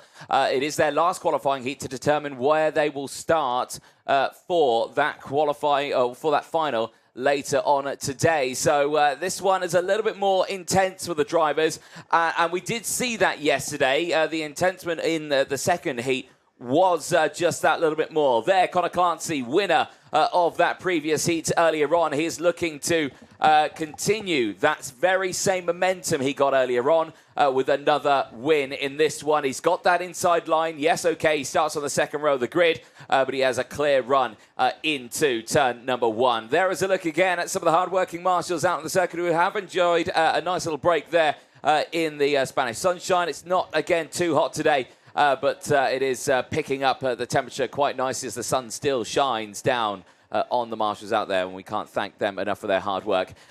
Nicole, in this one, we've seen some really big moves from drivers, and one driver as well who has certainly delivered some good racing. Angelina Simmons didn't get the full result she wanted. She did finish in P7. However, a really strong start to her race earlier on. Yeah, it was Simmons and Mia Ogier that were pushing each other round at one stage in that first heat. Ogier finished in 5th, Simmons finished in 7th. So those 2 drivers at the sharper end of the field today compared to yesterday. Both struggled a little bit yesterday within the racing, but have picked things up today. Bit of a pattern there within the juniors because we had, and the seniors, because we had Ogier and Simmons following each other round the 2 DYD drivers in the juniors. And then in our senior class, we had Kowalczyk, Hakkinen and Batigue following each other round and their DYD drivers within their grid. So, you know, females at the front end, it's what we like to see. Yeah, indeed. It is good to see in this one. Of course, the highest ranking of female participants in this category. I think it was a 30% increase from last year in female participants in the Champions of the Future Academy program. Great to see young ladies really showcasing what they've got, the talent, and really looking forward to see what they can do in their future racing careers. And of course, the best example of that one, you have to look back to last year's senior champion, Luna Flusha, who's now Mercedes-backed driver, is still continuing in her world of karting, but she's looking to step up as soon as she's kind of old enough to get into the world of Formula Racing. Yellow flag waving at the front of the grid. That is Robert Ruiz, the Chief Grid Officer this weekend. Just waiting to showcase the green flag, and the whistle blows to get the race started. Martin Bean, race director on the gantry, as the field heads out on to the track to get this second of those qualifying heats kick started. And there you can see the smoke clearing as all of those karts get fired up, albeit one of them not firing up too well in the back of the grid, but I think all of them have got going now. It's number 25 that's going a little bit slowly there. That was Veer Chopra. But let's take you through that full starting lineup there. Noe Estaciones, who finished third earlier on, starts this one on pole position, will be joined by Nathan Cappan, who finished in P4. Winner of the previous heat earlier on, Connor Clancy, starts alongside Angelina Simmons, who finished in P7. Leonardo Spaluzzi and Egon Pedrotti, they round out the top 6 on row number 3. Mia Ogier, really strong performance in the first race earlier on for the French lady. Let's see what she can do in this one. We'll have Benjamin Westwood starting alongside. Jan Mikoleshko and Didier Krieft go from row number 5. They'll have Ji Huafei, who's hopefully this time around not going to have any spills at turn number 1. Jason Cosmopoulos starts alongside. Mani Nuvolini and Savili Kaje go from row 7. They'll have Victoria Farfus and Veer Chopra on row number 8. Sujana Dandu and Samuel Del Gaudio, they round out row number 9. Second part of your grid then includes Emma Rose Dowling with Casper Reipold. Going from 11, we have Axel Nocom, hoping for a good one after a DNF in Heat 1, alongside Yanis Kolovos. Going from 12, we have Sanjana Dandu alongside Julia Angelard. That's an all-female road number 12. On 13, we have Zavray Titkovsky alongside Noveli Kosmopoulou. And then from 14, we have Greece and Lithuania with Thanos Zhahos and Vanessa Shilkinator. Going from 15, we have Mercedes Julia Monlair with Clelia Sodu. And from 16, we have Mozambique's Ko Serra with Fernando Nunes, Louis Nunes. From 17, we have Shivan Mohan with Nikolaos Karayanis. And rounding out your grid of 36 karts for this OKN junior race, we have Albert Tam and Solomon Pialgua. Well, these drivers getting themselves sorted out. Albert Tam having a good race earlier on after a not great qualifying. Himself and Paragua crashing at turn number 1 in TQ. Finding themselves at the back of the grid. There you can see air temperature has gone up considerably. It's a little hotter than yesterday. Already at this early stage of the day, 21 degrees out there. It is a wonderful day here in Valencia. Ready for the last day of racing for round 2. Field makes their way round the final corner. For the last time of the qualifying heats in junior, we are racing down in towards turn number 1. It is a good start once more for the inside line. Keep an eye though on Nathan Cappan. Where is he going to hold on to? There's drama in the background. Yellow flags are out. Several karts are off, but can report all drivers are okay. But stalled out on circuit. Those drivers will include a fair few of them. From the mid to back pack. Everyone's got through that first pinch point as well at the beginning. Benjamin Westwood, I think, is involved in one of those. Jason Cosmopoulos, is one as well. Veer Chopra and Sanjana Dandu have all been caught out at turn number 1. The rest of the field has got going. There you can see, though, it is Noe Estaciones in the lead of this one. Connor Clancy in second place. And there you can see the likes of, I believe, that is Nathan Cappan. Holding on, or is that Leonidas Peruzzi, who's there in third place? We'll find that one out. Crucially, Nicole, from the front of the grid, absolutely fine. This trio then at the front of your screens have broken away, so we can confirm it is Noe Estaciones, Connor Clancy and Leonidas Peruzzi. It's Mia Ogier that sat in 4th position. She's made up 3 positions. And Mani Nuvolini, the young French driver, the number 49, he's gone up by 8 places in just 1 lap. He sat there behind Ogier, the other French driver, in the top 10 of the grid. There we go then. Yellow flags are out because we've lost another driver off there in the background. I think that is just the recovering 3 karts. So we have lost Angelina Simmons and Nathan Cappan. They've not come through either. I think they are still on the track. However, they're right at the back of the field. And, they're having a bit of a tricky one. One driver I want to point out straight away, Axel Nocom, 12 places gained right now. He retired in the first race, now finds himself in P9, so having a really good race. Axel Nocom has gone up by a smattering of positions, but so is Albert Tam. 21 places gained in 2 laps. Yeah, that's 21 places. That's pretty good, I would say. I think it's how I'd describe that. Yeah, he'll be saying, well, let's just end it now, because that's 21 places. It is quite impressive. He doesn't want to lose any of them. Fastest driver out there on the track, though, is Didier Kreeft with a 56.925. Didier Kreeft yesterday had a couple of moments, fell off the track, but was quick. He's equally as quick out there today, but isn't quite breaking into that top 3 just yet. He's got a bit of breathing room, and he will be catching up to Neue Stationes if this trio of karts start to battle. He's going to be hoping that they start to trip over each other so that he can get into the tow and catch up. You can see him just at the back of the pack heading over the rumble strip down that long back straight. But eyes on this one, your 1, 2, 3, because it is Conor Clancy who continues to lead. And Clancy, we see it time and time again, ducks down on that long start-finish straight when he's in the lead, because he's aware of how much a tow down that straight can affect your pace. Because Peruzzi, he's right on the back of him. He's going to be hustling him hard, and I think Peruzzi will very shortly be trying to go for the race lead. Didier Kreeft, though, continues to go faster. He now knocks off about 1/10 of a second, because he's set to 56.493. Kreeft then in that 4th position, and although he's not got a tow, he's still faster than the pack in front. Yeah, he certainly is. We'll have to keep a very close eye on that gap, because, like you say, that's coming down quite some way. And, of course, as we were saying it as well, Albert Tam now 23 places gained, so he is continuing to charge through that field. However, he has just lost out to the Greek driver, Thanos Sakos, who puts it back up into 12th place. Like you were saying, with these 3, I don't think we're going to see the move just as of yet. Now, we are, well, I'm going to eat my words there, because straight down the inside is Peruzzi. He goes for the lead. I was expecting we might have to wait another lap or so near into the end of the race, but no, he's choosing to go for it now. That brings Stationis back into play. It also will bring Kreeft into play as well, because if that first move is only the first of many, we might see something here. But Peruzzi looks so much faster here, Nicole. It's already starting to break away a little bit here, but that slipstream from Clancy just closes it back up in towards turn number 11, 12 and 13.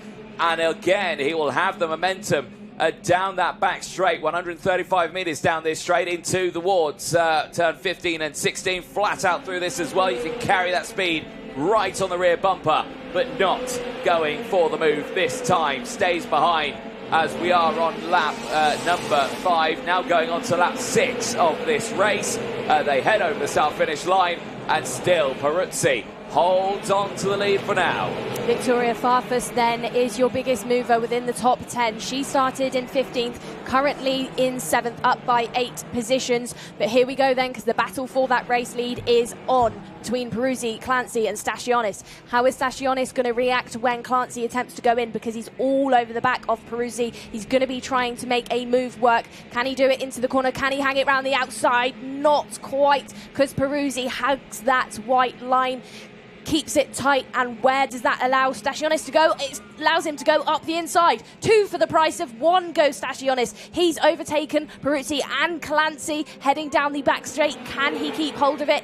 Yes, he does. Race lead, like we said, 2 for the price of 1. And what's that done? That's brought Didier Kreeft into this battle for that first spot. It's now changed from a trio of cuts to a quad. And then it's Victoria Farfus, your biggest mover within the top 10. She's now creeping up to these drivers in front. Yeah, 2's company, 3's the crowd, 4, don't even talk to me.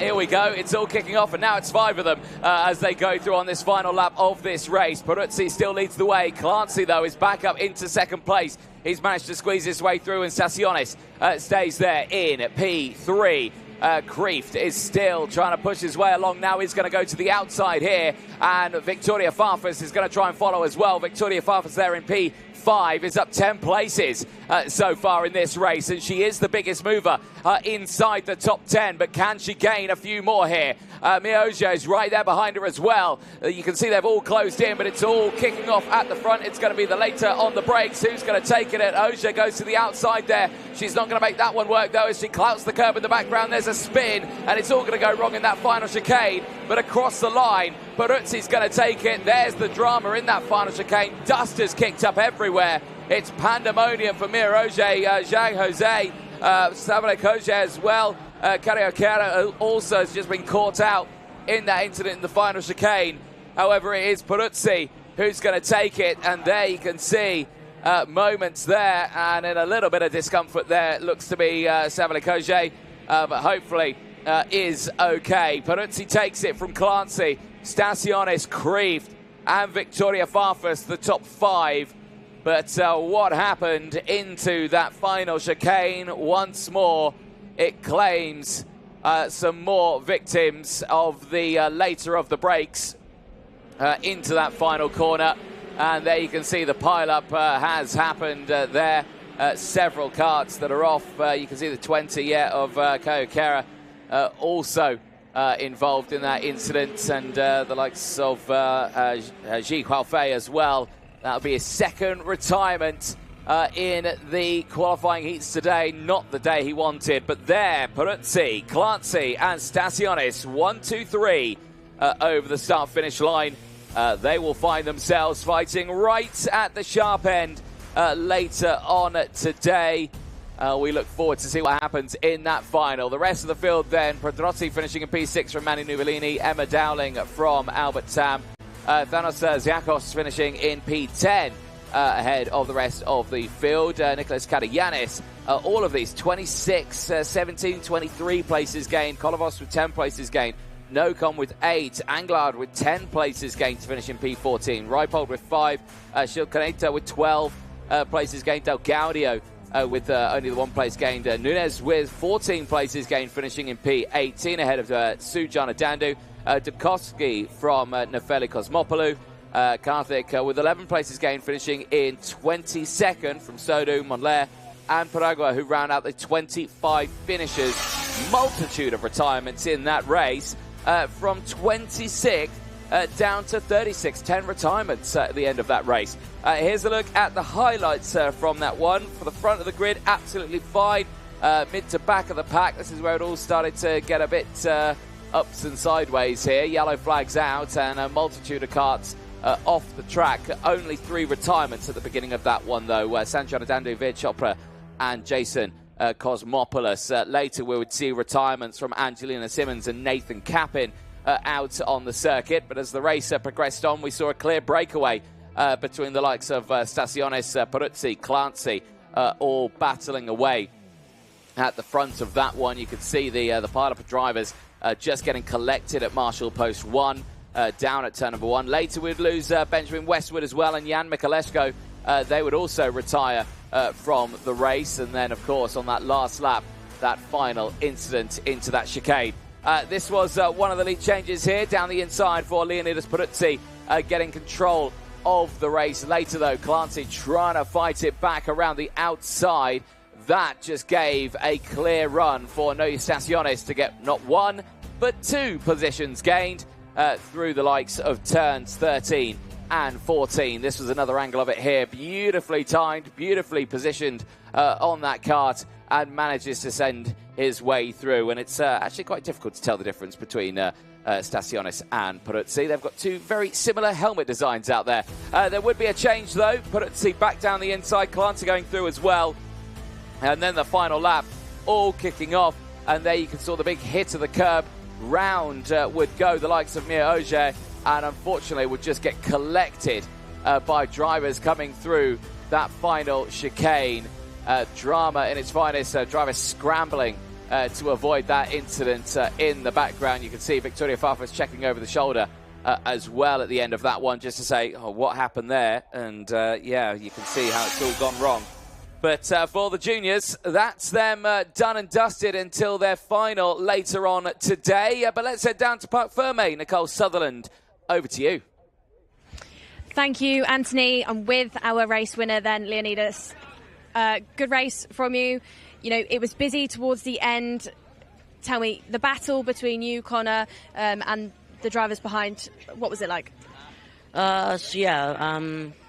You know, after the start, my goal was basically to just be very patient and, you know, analyze the situation. And, when I overtook Stasionis and I got to Connor, the goal was to push away so, you know, we could fight at the end. But then I learned from the first heat that the last 2 laps he's not going to let me through. So I went in a bit earlier and, I defended my way. And before we were on camera, we were having a quick chat between us about where you'll be starting for the final, which will be P2. Would you actually rather start in P3 compared to second position from what we've seen throughout this weekend's racing? Well, yeah, from what we've seen, P2 is quite a risky place because you could go in the grass on the exit of turn 1. It's pretty risky. I would prefer P3. And yesterday, Leonidas, was a final win for you. How achievable do you think a final win could be later on? I think it'll really help in the championship, and just got to make consistent results. Well, consistent results indeed, because it's another heat win for you. It's points on the board. We'll see you probably on the grid walk later on. Good luck and well done for that race win. More races coming up shortly, and it will be our minis next. Thank you very much to Cole Sutherland down there in Parc Ferme. Yes, indeed, Mini 60s for Heat 2 is coming up next. Fresh after that junior qualifying heat, the clean-up operation still underway. A smattering of retirements in that one. 10 drivers out of that race. But that was then, and this is now, as we head to Mini 60, who are lined up ready on that pre-grid to do battle in this next race. I've got to say, once again, it's a little bit more drama in that race. Zane Burgess taking the win ahead of Vincente Capella, Nicolo Perico finishing in 3rd place ahead of Ava Lawrence, Albuquerque and Aaron Mason. Mason being the biggest mover inside that top 10 in that previous race. 10 places gained. One driver, unfortunately, not finishing in the same place. An unfortunate 5-second time penalty heading to win Gottschalk for the USA. He ended up finishing that race in P11. The class leader of the under-10s. Certainly struggling today in the sunshine. But, like you say, that was then. This is now. Brand new race out on the circuit. You can see he is there on the front row of your grid, the driver of the 832, primed and ready ahead of this next qualifying heat. Perico, though, still starts there alongside him as they are ready to go to battle once more here in Valencia. You can see there the Paralympic team ready to help out and assist these karts in any way, shape or form they can. There as well, Robert Rees, the pre-grid officer, just showcasing as well what's going to be happening over the next few moments. But those drivers will be getting sent out very, very soon. There is Win Gottschalk from the USA. And there is his fellow countryman as well, Zane Burgess, who starts right behind him. These two, big smiles on their faces as they get themselves ready to go racing in this one. And there was a story of these two in that last race where they were just line astern, breaking away, working together, and just pushing along. You saw it was one of the replays at one point where Wynn checked over his shoulder and could see that it was Zane right behind him, and the two of them were just like, okay, cool, let's go racing. And that's exactly what they did, Nicole. Yeah, absolutely. I think in the first half of our first heat, they were working together maybe to just hold off Perico, trying to push away. But in the last couple of laps where they know that a win could be in store for either of them, they did fight it out, they did battle, and that's exactly what we saw from them, because Zane Burgess ended up taking the race lead right on the very last lap. There on your screens, though, is Nicolo Perico, the young driver from Italy. Nicolo had a difficult day yesterday. It's not put him off going into today's racing because he's right at the sharp end of the field. And like we said, in that first heat, it was out of him, Win and Zane. You know, and it was similar throughout practice. Yesterday we had moments where that trio were together on the track. They've really been battling it out. And in Portimao, we saw that from those three drivers again in Portugal. Yep, certainly so. There is race director Martin Bean. He's having a quick chat with some of the officials out there. There's Lewis there in the black jacket, and also the circuit owner as well, Lucas Guerrero, out there just chatting away. There is Zane Burgess, closer. He's focused with his eyes now. He was smiling earlier on. The smile's gone away now. It's game time. Game face now, yes, for the young American as he gets himself primed and ready. He's got the likes of India's Rivan Preetham as well, starting along just behind as well on that inside row. And again, what we've seen, the inside row certainly seems to take precedence going in towards turn one. because they just have that tighter inside line, and it's harder to hold it around the outside. Absolutely. Within our top 8 then, we've got a few drivers that had really difficult first heats, one of which is Rivan. He dropped to P19 within the first heat this morning. Benjamin Krajkovic had a DNF, and Jan Garjelik finished 16th. So expect a busy first half of this race where those drivers are really going to be going for it because they know that they need to make up positions very, very quickly. Yeah, Benjamin Krajkovic was one of those drivers. Had a great qualifying. Unfortunately, first qualifying heat, a breakdown. If you remember on the start-finish straight, he retired from the session. And hopefully this time around, all is well with that kart, and he can get it onto a good finishing position here, ready for their final later on today. These drivers will be making their way out onto the track in the last few moments. Last few words of encouragement going out, and there you can see Rivan Preetham having those last words of encouragement ahead of this race. And again, really looking forward to this one, Nicole, of just seeing what happens. The clear the grid sign goes out. Martin Bean heads up to his gantry as we get ready to go racing for the last qualifying heat of the day for Mini 60 before their final later on today. Win God's Chalk and Nicolo Perico start this one on the front row of the grid. However, Perico's kart takes a little while to get up to speed. It has got going now, and hopefully he can get his kart back onto that front row. He's not lost on too much time there. Field makes its way out. Let's quickly take you through then that full starting lineup. Win God's Chalk and Nicolo Perico will hopefully both be on that front row of the grid for this one. And they'll have Zane Burgess and Benjamin Krajkovic on row number 2. Rivan Preetham and Ava Lawrence go from row 3. What can they do as they round out the top 6? Jan Garzelik and Vicente Capello had that brilliant move in that final chicane, gaining 3 places in one corner to finish in P2. What can he do from the 4th row of the grid this time? Matis Prajot and Tio Palfrene ran up row number 5. Brody Dowling and Albert Cueva, they go from row 6. They'll have Lorenzo Zacchetto and Ari Kallenberg on row 7, with Achilles Peruzzi and Aaron Mason on row number 8. Going from 9 is Daniela Verba alongside Samir Chopra, who had a disqualification in this morning's heat for being underweight. Going from row 10 then is Atika Mir with Daniel Hakkinen, and from 11 we have Cesar Baradas and Rosalind Heineke.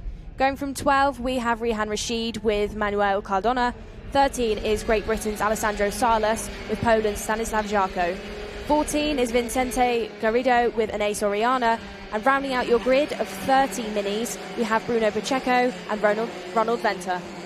Well, again, packed 30 kart grid out there on circuit. We look forward to seeing what's going to be happening in this one. Of course, these drivers fighting to start for, or fighting for where they will start in that final later on today.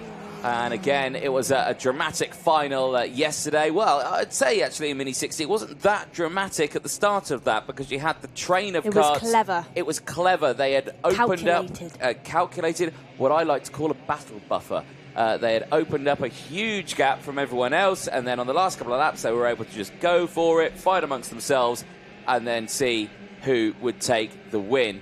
We haven't seen that form of strategy really in the qualifying heats. We did previously in the first one. Yesterday's qualifying heats, though, were nothing of the sort. They were a fight to the end, weren't they, Nicole? They were busy, they were full on, and you couldn't call any of it. We had big moments. No. You know, we had Nicolo Perico go over the curb and knock the chain off and have a DNF. We had Win God's Chalk really going for it, had some great heat results. Zane Burgess up there. Then we had big movers on the back end of our field really jumping forward. A big mover as well was Ava Lawrence, who's coming down the start-finish straight in that bright pink helmet as they head under their lights, and they are off for their final heat of today's racing. It's our Mini 60 grid going down to the first corner. Nicolo Perico taking a wide line then. Is he going to hang it round the outside and be able to slot back in? But in your race lead then, crucially, that is Win God's Chalk that leads from Zane Burgess through turns 3 and 4. Perico, it did work for him then, hanging it round the outside because he is in P3, only demoted by 1 spot. That's not what we've seen from that anti-pole side. We've seen drivers struggle, but he's not struggling there because he is soon going to be hooked onto the back of Burgess. Are we going to see that trio pull away once again? It's Ava Lawrence there that sat in 4th position, the young driver from Australia. She's in there, she's in the mix. I want to say this is going to get very busy very shortly. It certainly might do. Well, let's see what happens as they head down the back straight then for the first time. check over the shoulder there for Wynne Gottschalk just to see who is behind. Well, good news, it is Zane Burgess who is right behind you. Once again, it's a carbon copy, Nicole, of what we saw earlier on, these three cars pushing away. However, this time it is the likes of Ava Lawrence there in 4th place. Unfortunately, though, she hasn't got the slipstream and the toe of the 3 carts in front, which means usually you'll find her going backwards. However, this one might help her out if Perico starts battling away with Zane Burgess.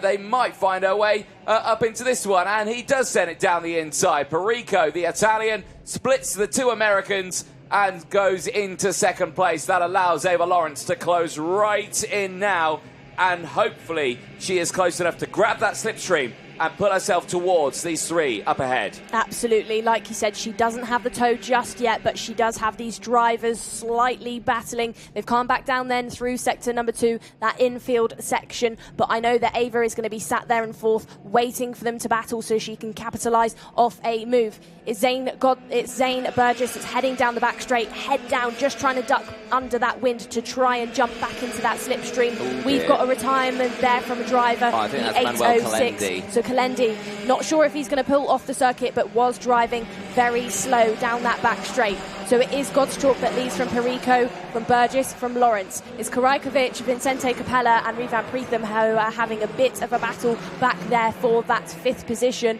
I do think, though, Karajkovic has just jumped out of that pack, and it is Pritham has jumped out of that pack, and it's Capella and Karajkovic who are having a busy one just behind these front 3 who are back on your screen.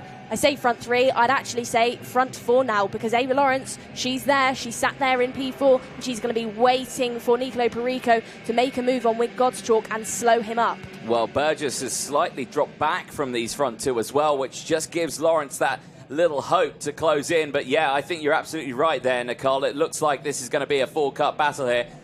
There you can see Rivan Pritham as well in P5. There has been a moment out on circuit for a couple of other drivers. I can see them tumbling down the order, and unfortunately I think for Brody Dowling, Stanislav Zarko and Roland Ventnor, I think they might be out of this race, which is a big shame for them.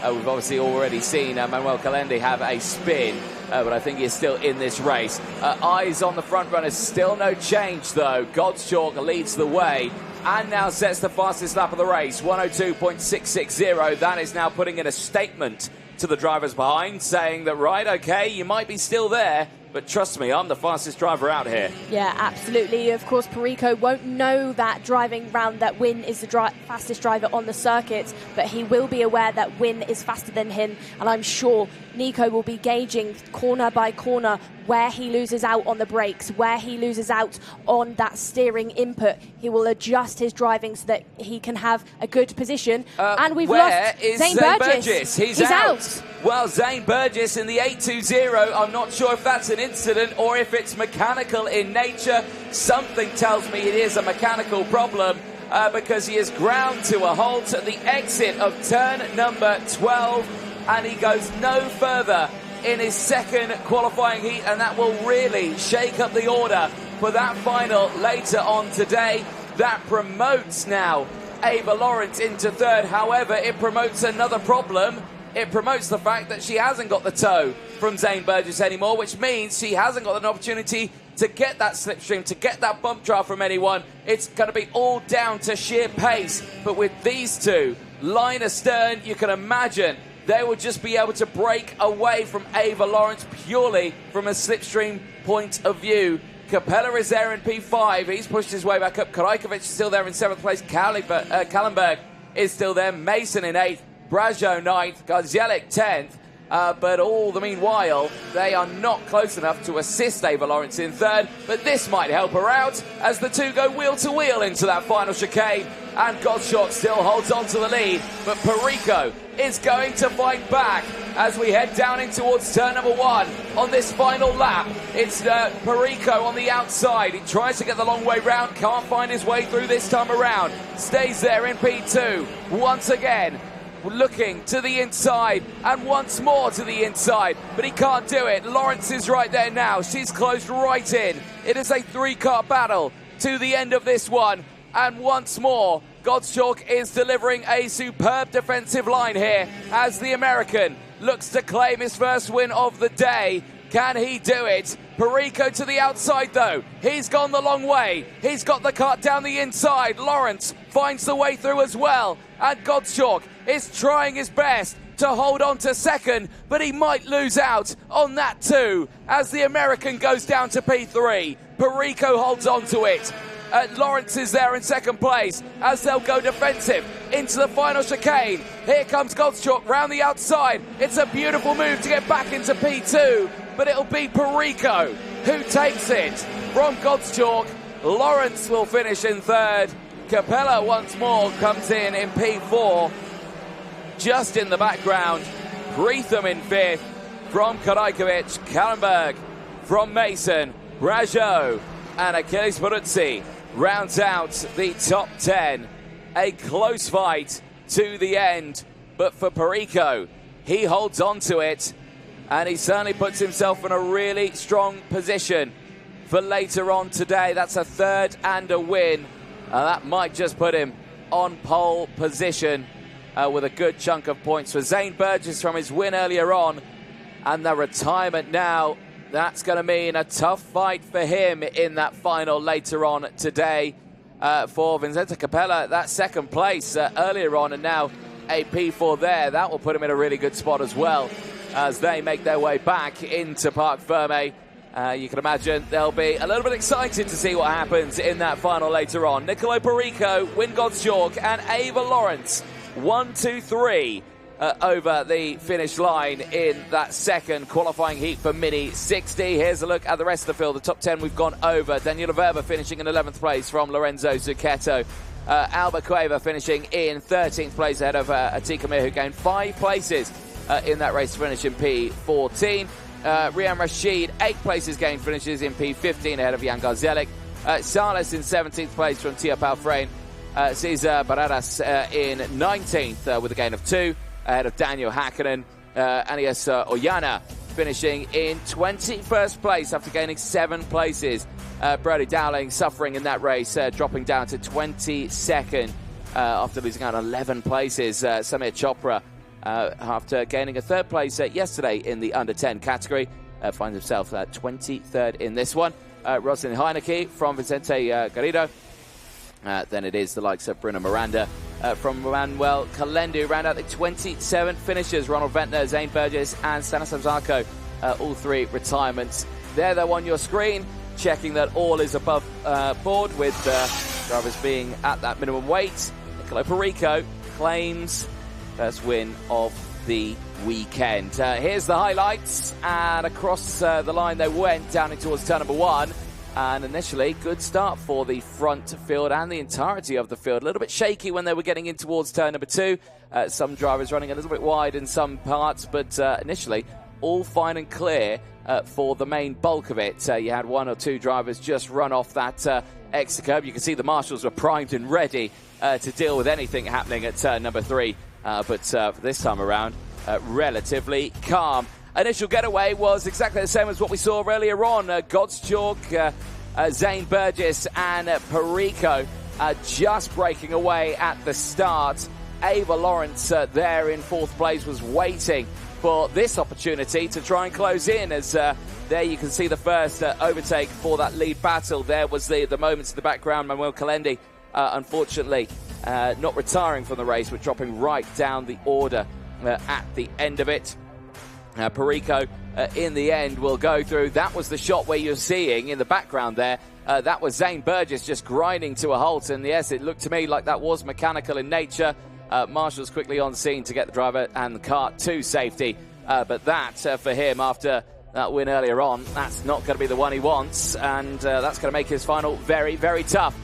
This fight then all the way to the end. Brilliant stuff from Perico, Gottschalk and Ava Lawrence. Lawrence just getting up into 2nd place on that final lap. However, that final chicane once more playing a pivotal role in these races. Gottschalk on the outside there. Watch the switch over to the inside. Can't get both of them. Does get one. Ava Lawrence down to 3rd. Perico takes the win. Eda Gottschalk, Ava Lawrence taking a 3rd place, and that puts Perico and Gottschalk on the front row of the grid. However, this time they will switch places on the grid. Gottschalk starting still on row number 1, but this time on the outside. Vincent Capella and Ava Lawrence will be on the second row. Let's head down to Parc Ferme. Nicole Sutherland, it's over to you. Thank you, Anthony. I'm with Nicolo Perico then. Nicolo, you decided in that race to stay behind Win God's Chalk and leave it until quite late to make an overtake. Why did you choose to do that? I won until the last lap to push. So, yeah, we go away, so then the last lap was not too much. And in that race as well, it was you and Win. You then looked behind you and Zane Burgess had disappeared. What were you thinking when you saw that? I was thinking just and only, yeah, okay, now we are alone, so yeah. And going into the final then, Nico, are you feeling confident? Are you feeling ready? Yeah, I feel confident now, just be focused for the final and yeah. Well, you'll head into the final on the sharp end of the field. Well done, Nico. What I also want to do is try and find Ava Lawrence, who finished in third. I think she's run off somewhere. I found her. She's over talking to her mum. She was in P2 at one point. Great result. The young Discover Your Drive driver in the grid. Ava, good race there for you. Are you happy with the result? Yeah, it was a bit unfortunate to come third, but it's all right. And the overtake then that got you into second, I know that you lost the position later on, but it was a good overtake. Can you tell us about it? So basically I got the switchback because both of them were fighting. I just got the switchback and I stuck my ground. Well, I'm loving the new pink helmet that you're sporting this weekend. It's clearly bringing you some very good luck. We'll see how you get on in the final. Well done, Ava. Great race. Great to hear from our minis, but next up we have our seniors. We certainly do indeed. OKN senior category heading out onto the track next. Thank you very much, Nicole Sutherland, down there in Parc Ferme, in and amongst all the drivers this weekend. Like we were saying, yes, OKN Senior, they're coming up for their qualifying Heat 2. And let's cast your mind back of what happened earlier on in that race. Marcus Shulkunas taking the win after a very close fight from other drivers. Chiara Batti, Clara Kowalczyk and Ella Hakkinen were fighting in that one. However, the results don't adhere to that one. Ella Hakkinen unfortunately picking up a 5-second post-race time penalty for a front fairing. So effectively a nose cone penalty at the end of that one. Very unfortunate for Ella Hakkinen, but she did still finish inside the top 10 in P6. Just lost out to Wojciech Woda and Oscar Gallin, who were promoted to 4th and 5th in the results from that race previously. Other drivers who were looking to hopefully have a better race in this one, well, not including William Marshall. Unfortunately, the driver who was due to start on pole position in that first race, his car did not start up, and he found himself starting at the back of the grid. He did recover, but only to 17th place with a pole sitter in time qualifying. There he is on your screen. And he's getting his helmet on. He's chatting with the likes there of Flavia from Kart Republic. And there is Chiara Batti as well, as those two have a quick chat. And again, you have to remember, they're starting on the inside of row 1 and row 2. These two, they have got the ultimate run in towards turn number 1. Marcus Shulkunas this time around, he's not got the benefit of the fact that William Marshall might possibly be there. Of course, we don't know. They could have kart problems again, but fingers crossed and knock on wood that isn't the case. But this time he will have William Marshall on that inside of him this time. He won't be able to just cut across the front of him as they head down in towards turn number 1. Exactly that. And Marshall in this one, he's going to be, leaving everything out there on the track. He's got some work to do, like you said, after that 17th position finish. Marcus Shulkunas, though, curious to see how he races this one. He's not got too much to do. He doesn't need to overdrive and maybe make a mistake. We saw that from him yesterday when he was out there in his own air. He was started to overdrive slightly, clipped the curb coming out of turn number 4 and almost lost that Kart Republic kart, up on 2 wheels. There he is on your screen, the 202. So wondering what he's going to do in this one if he gets back out in the lead. Does he just baby the kart home, baby those Vega tyres, or, is it the same case as yesterday, lap after lap, he'll try and get faster? Well, looking at it in this way, of course, William Marshall's not a contender at this moment. Yes, okay, he's starting on that front row, but he's had that bad result even if he wins this race, he's not going to be starting on pole position. So if for Marcus Schilkunis, if he wants to think about starting on pole, he can just be like, okay, Marshall's ahead of me, no one's catching up behind, I can just sit here, look after my tyres and get to the end of this one. You know, but it's when you get to the likes of, if he finishes in like 3rd place or 4th place, Chiara Batigue gets through. Chiara Batigue finished right behind him. Chiara's got 44 intermediate points here. If she could get in front of Marcus Schilkunis and, you know, Schilkunis finishes in like P3, P4, then she could potentially start on pole position for this one in that final. So that would be a really good result for this one. There you can see last few moments there, the driver always kind of making sure the kind of spark plug's definitely attached at the top there. It's one of those things where it's always one of those. Compression valve gets lifted then as the OKN senior karts get pushed off the grid. This time around, Marshall's kart does fire up first time, which is good to see, and the field will make their way out onto the circuit. So let's take you through the full starting lineup then for the last qualifying heat of the weekend before the finals. It is William Marshall and Marcus Schilkunis on row number 1. Chiara Batigue and Klara Kowalczyk round out row 2. They'll have Wojciech Woda and Oscar Gallin on row number 3, rounding out to the top 6. Row number 4 sees Rafael Ballard and Ella Hakkinen, who did get that 5-second time penalty for a nose cone in the last race. Hopefully a clean race this time around. Has Sara Matsuoya and Martin Menezes on row number 5. Neil Russell and Georgi Zazov, they go from row number 6. Marlon Beyer and Sinja Ormbul go from row 7. They'll have Benjamin Borg Iremia, Carolina Redondo of Spain on row 8, Sebastian Corpeng of Italy, and Gabi Teixeira of Portugal on row number 9. Drivers with work to do in this 9-lap heat then. Going from row 10 is Hawk White alongside Guido Badoli. Going from 11 is Isa Shebi with Oscar Schmiel, and from 12 we have Marcus Juncher with Gianna Pascal.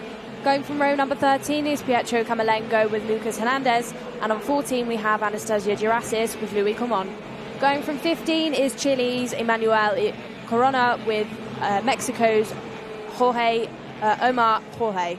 Rounding out your grid then of 31 karts, and on the final row of the grid is Magana Lusa. Well, again, 31 drivers in this race, ready to fight in their last qualifying heat of the weekend. And of course, we are just waiting to see what is going to happen within this order, because of course now Marshall is there. He is a new driver who can really shake things up here. He had the pace in time qualifying. He will have not fresher tyres, because if anything, he might have worse tyres here, because he had to work super hard to push through the field as much as he could in that first qualifying heat. So there might be a little bit of a moment here for him, but let's see what happens, because they are lining themselves up ready to go for OKN Senior qualifying heat 2 here in Valencia. Down into the final sector there is a look at your qualifying heats at this moment. Schilkunis with a 50, Chiara Batigue with a 44, Kowalczyk with a 41, Woda, Gallin and Hakkinen rounding out the top 6. Let's see what happens then. Into the tram lines. Are we going racing? Yes, we are. Down in towards turn number 1, and once more, it's a good start for the inside line, but where is Marcus Schilkunis? He has gone down into P4 now, but the train on the inside have the momentum. Marshall. And Schilkunis is going to lose out a lot of positions there, and that is William Marshall, you are correct in saying, who's lost out on a smattering of positions.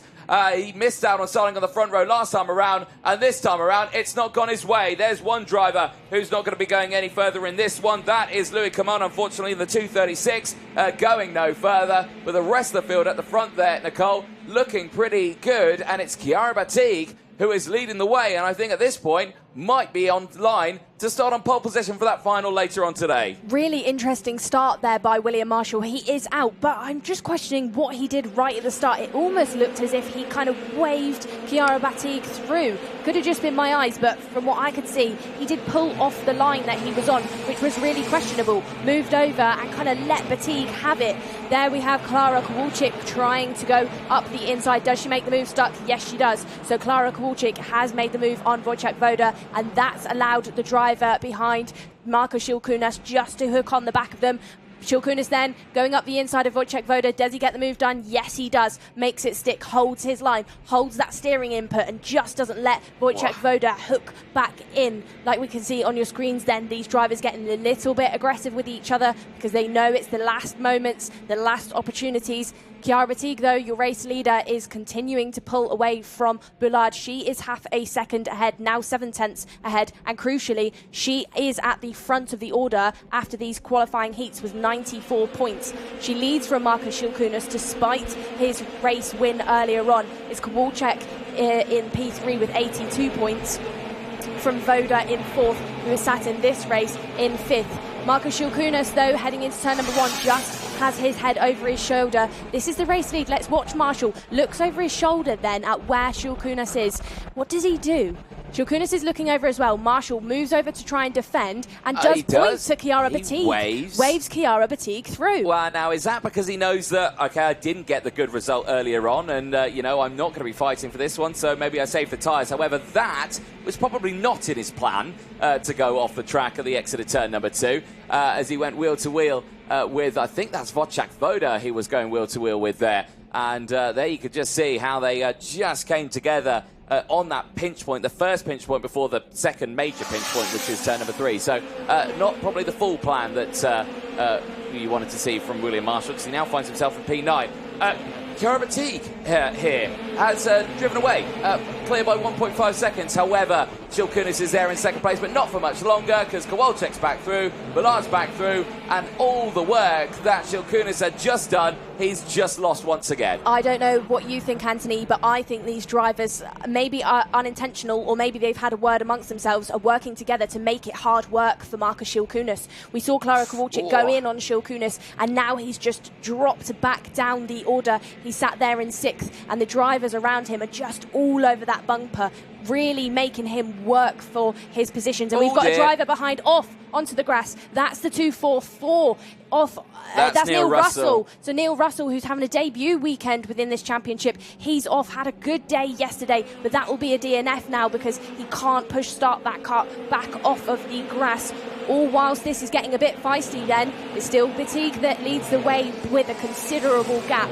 She goes over the start-finish gantry and is now 1.7 seconds ahead of Kowalczyk, sat in second. It's Kowalczyk from Voda, but Voda will be looking down the inside shortly because he's all on the back of Kowalczyk. With Kowalczyk there in second place as well, not second, now third. That would mean she would start on the front row of the grid alongside Chiara Batigue. However, she has just lost out on second place. Wojciech Voda going through. That might put Schilkunas back on the front row of the grid. It doesn't.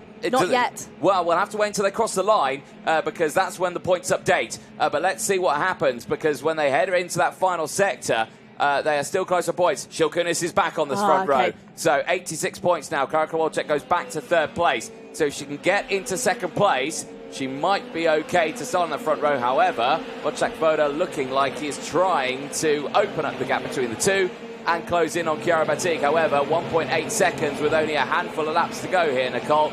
Might be easier said than done as we are on lap 6 of 9. Yeah, Chiara Batigue then, she'll be out there, and William Marshall, when he waved her through, I'm sure she'll be driving around having a bit of a settled lap by lap race, thinking, thank you, William, because you've really helped me out within this race. I'm sure that's not what William is thinking. He's going to be out there probably really regretting that decision that he's made, but that has very crucially helped out Chiara Batigue a lot in this race. This is Klara Kowalczyk then just getting... Yeah, so she clipped the curb by trying to go a bit over defensive. That got the rear end of that Kart Republic all out of sorts, and then she ended up on the dust, which would have made... You can see it. Just catches the dust there. Okay. Yeah. We didn't see the dust kick up, but some dust was kicked up. I saw the dust. Of course. I believe you, Nicole. For drivers, when they get dust on these tyres, that then makes the next couple of corners harder. They can't brake as late, can't go in as hard because it's slippy. They're going to get a bit of understeer. Yeah, exactly. So you've got to be super careful with that one. However, that sorts that battle out. This battle, however, is not sorted out just yet. Martin Menezes and Markus Schilkunas have not really had a fight over the course of this weekend. They had a little bit of a squabble in the final yesterday, but they sorted themselves out pretty quickly, and now they're finding themselves fighting properly for the first time this weekend into the braking zone there of turn number 11. Gets that, no move done yet between the two of them. They stay line astern. However, Schilkunas is going to look to the inside here through 13 and 14. Now gets it done, and now moves up into the world of P4 as he tries to hunt down Klara Kowalczyk, who is just that little further ahead Time very quickly running out in this race. Nicole, we're going on to lap 8 now of 9. Chiara Battig's lead is extending now. 1.9 seconds. She is looking unstoppable here at this moment in time. What happened to the likes of, this was Neil Russell, outbraked himself, missed the braking zone completely and spun. That is a complete self-inflicted moment. And he went into the back of Marcus Schilkunis as well, but Schilkunis just keeping it. You can see the head going backwards there. No contact from behind as well. He's got that steering lock on, so he's going to be aware. He's overshot it. He's trying to avoid. Got in too hard, and the thing is locked up, and he's gone straight on in a straight line. I had moments like that. I can guarantee you that I said words that can't be broadcasted right now when things like that happen. Eyes on this one. This battle here, Voda and Kowalczyk still very, very close. 0.4 of a second between the two of them. Big check over the shoulder there for Wojciech Voda, who is doing a brilliant job here. He's joint on points for Klara Kowalczyk with the 82. However, because Kowalczyk out-qualified Wojciech Voda, he would start, or she would start on the inside of row number 2, right behind Chiara Battig. That would put Schilkunis in a real tricky spot there, because those two will certainly work together to try and push each other along. Yeah, so, you know, it would be looking like the two Discover Your Drive drivers together within that order, but as well, 3 of our top 6 Discover Your Drive drivers, because we have got Ella Häkkinen in the mix as well. She's currently sat in 6th position. Behind Meneses is too far behind within these final stages, this final lap, to get anything done. But there on your screen, the driver that's got things done within this final heat of the day is Chiara Battig, who will head under the finish line to meet the checkered flag and crucially put herself on pole for the final. Certainly so. Chiara Battig then has done enough to put it on pole position for the final. Can she be the only driver to beat the dominance in the finals by Marcus Schilkunis, who has won 3 out of the 3 finals so far in the 2025 season, as she comes away with 25 championship points to her name, and she is in line to receive a potential 50 championship points for that final later on, if she can take the win ahead of the rest of the field. Battig, Voda, Kowalczyk, Schilkunis and Martin Meneses round out the top 5 as they make their way back to Parc Fermé. You can imagine there's a little bit of a smile underneath that helmet on Chiara Battig, as she has certainly delivered some solid results over the course of 2025. Chiara Battig then takes the win ahead of Wojciech Voda. Klara Kowalczyk from the rest of the field, the top 5.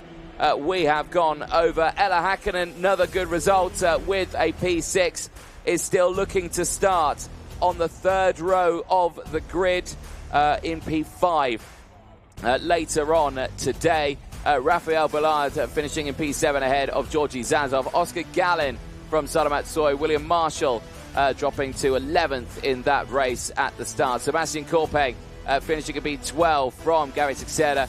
Calerano Redondo finishing in P14 ahead of Marlon Bayer. Senior Ornball in 16th place. Lucas Hernandez from Hawk White. Oscar Jamil finishing in P19 ahead of Guido Badoli. Marcus Juncha from Benjamin Borgeremia. Gianna Pascal and Pietro Camalengo finishing in 24th place. Isa Sabi and Emmanuel Corona finishing in 26th place from Magana Lucia. Omar Jorge from Anastasia Gerasis. The 2 retirements, Neil Russell and Louis Command. This is the highlights at the beginning of this one. Well, William Marshall seemingly waving through Chiara Battig, who started behind, to give her the kind of race that she needed. Marshall, of course, who had the dramas of the first race, not in contention really to start on pole position, but that moment there certainly really took any chances of starting anywhere high up in the order for that final later on today, running wide at turn number 2. Eyes focus then at turn 3. You can see some drivers did struggle to get going. Louis Command was one of those. Unfortunately, he wasn't able to get restarted, and he was out of the race right at the beginning. Later on, we saw Neil Russell, the second of those retirements, a mistake in towards turn 11. Put that one backwards. But the moves happening thick and fast in those early stages. Klara Kowalczyk, Wojciech Voda, Marcus Schilkunis battling away. Martin Meneses was up at that sharp end as well for the first half of it. as well as Ella Hakkinen trying to fight her way up into that top order. Shilkunas, though, certainly had the fight on his hands here. All the work that he had done to get up into about third and fourth place in the mid-stage of the race was taken away. He then had to dig deep, push his way back through the order. He did close in and finish in P4 later on when he was battling away with the likes of Neil Russell. You can see here they weren't afraid to get their noses down the inside here. Martin Menezes getting that resourceful move down the inside. This was the moment, too late on the brakes for Neil Russell, out of the race, and the Swiss driver in his first appearance devastated with that moment. You can just see it here again. No action from behind. It was literally just a case of a little bit too late on the brakes. Did collect the rear bumper of Marcus Shilkunas, but Shilkunas unfazed in that one. Slight mistake from Klara Kowalczyk, made her lose out on second place. Wojciech Woda was able to send it down the inside. You can see the dust get kicked up there as it was able to send it down the inside. And the exit of turn number 4 and in towards turns number 5 and 6. Last-ditch attempts all the way to the end of this race as well, as Chiara Batigue would take the win in a beautiful turnaround to start on pole position. Well, let's head down to Parc Fermé because Nicole Sutherland is ready. I am indeed, Anthony, and I'm with Chiara. Chiara, pole position for the final. Great result out there. You drove away from the rest of the field. What was it like? It was pretty good. I mean, I think after yesterday, we need to get into P1, not start P2. Not good luck for us. Yeah, but it felt good. We have good speed throughout the whole race, and I did my fastest lap even in the last lap. So I think everything set it up correctly. And we were watching at the start. You got into the race lead, and it looked like to us, to Anthony and I, in the commentary box, that William Marshall almost waved you through. There was a bit of a communication going on from him. What's your version of what happened right at the start? I think he wanted to win with me, but I saw the opportunity and I needed to get it. Yeah, to break away at the start. But yeah, I mean, good. Well, you absolutely saw the opportunity and ran with it, or drove with it. Well done, Chiara. It'll be pole position for the final. We'll see you on the grid later on. It's finals up next after a short break. Anthony, what time will those be? Oh, well, you're putting me on the spot there, Nicole. Those finals will be kick-starting on track at 3 o'clock local time here, which is just over an hour's time from now. And that'll be kick-starting with the OKN junior category. We then head to the minis and then the seniors to round out the weekend here. Who will be starting on those front rows? Well, we know for a couple of them. Well, in fact, we know for all 3 of them, but who will be finishing on the top steps on those podiums after those finals? That we don't know, and we'll have to wait 1 hour to find out. We'll see you in a few moments' time. Don't go anywhere.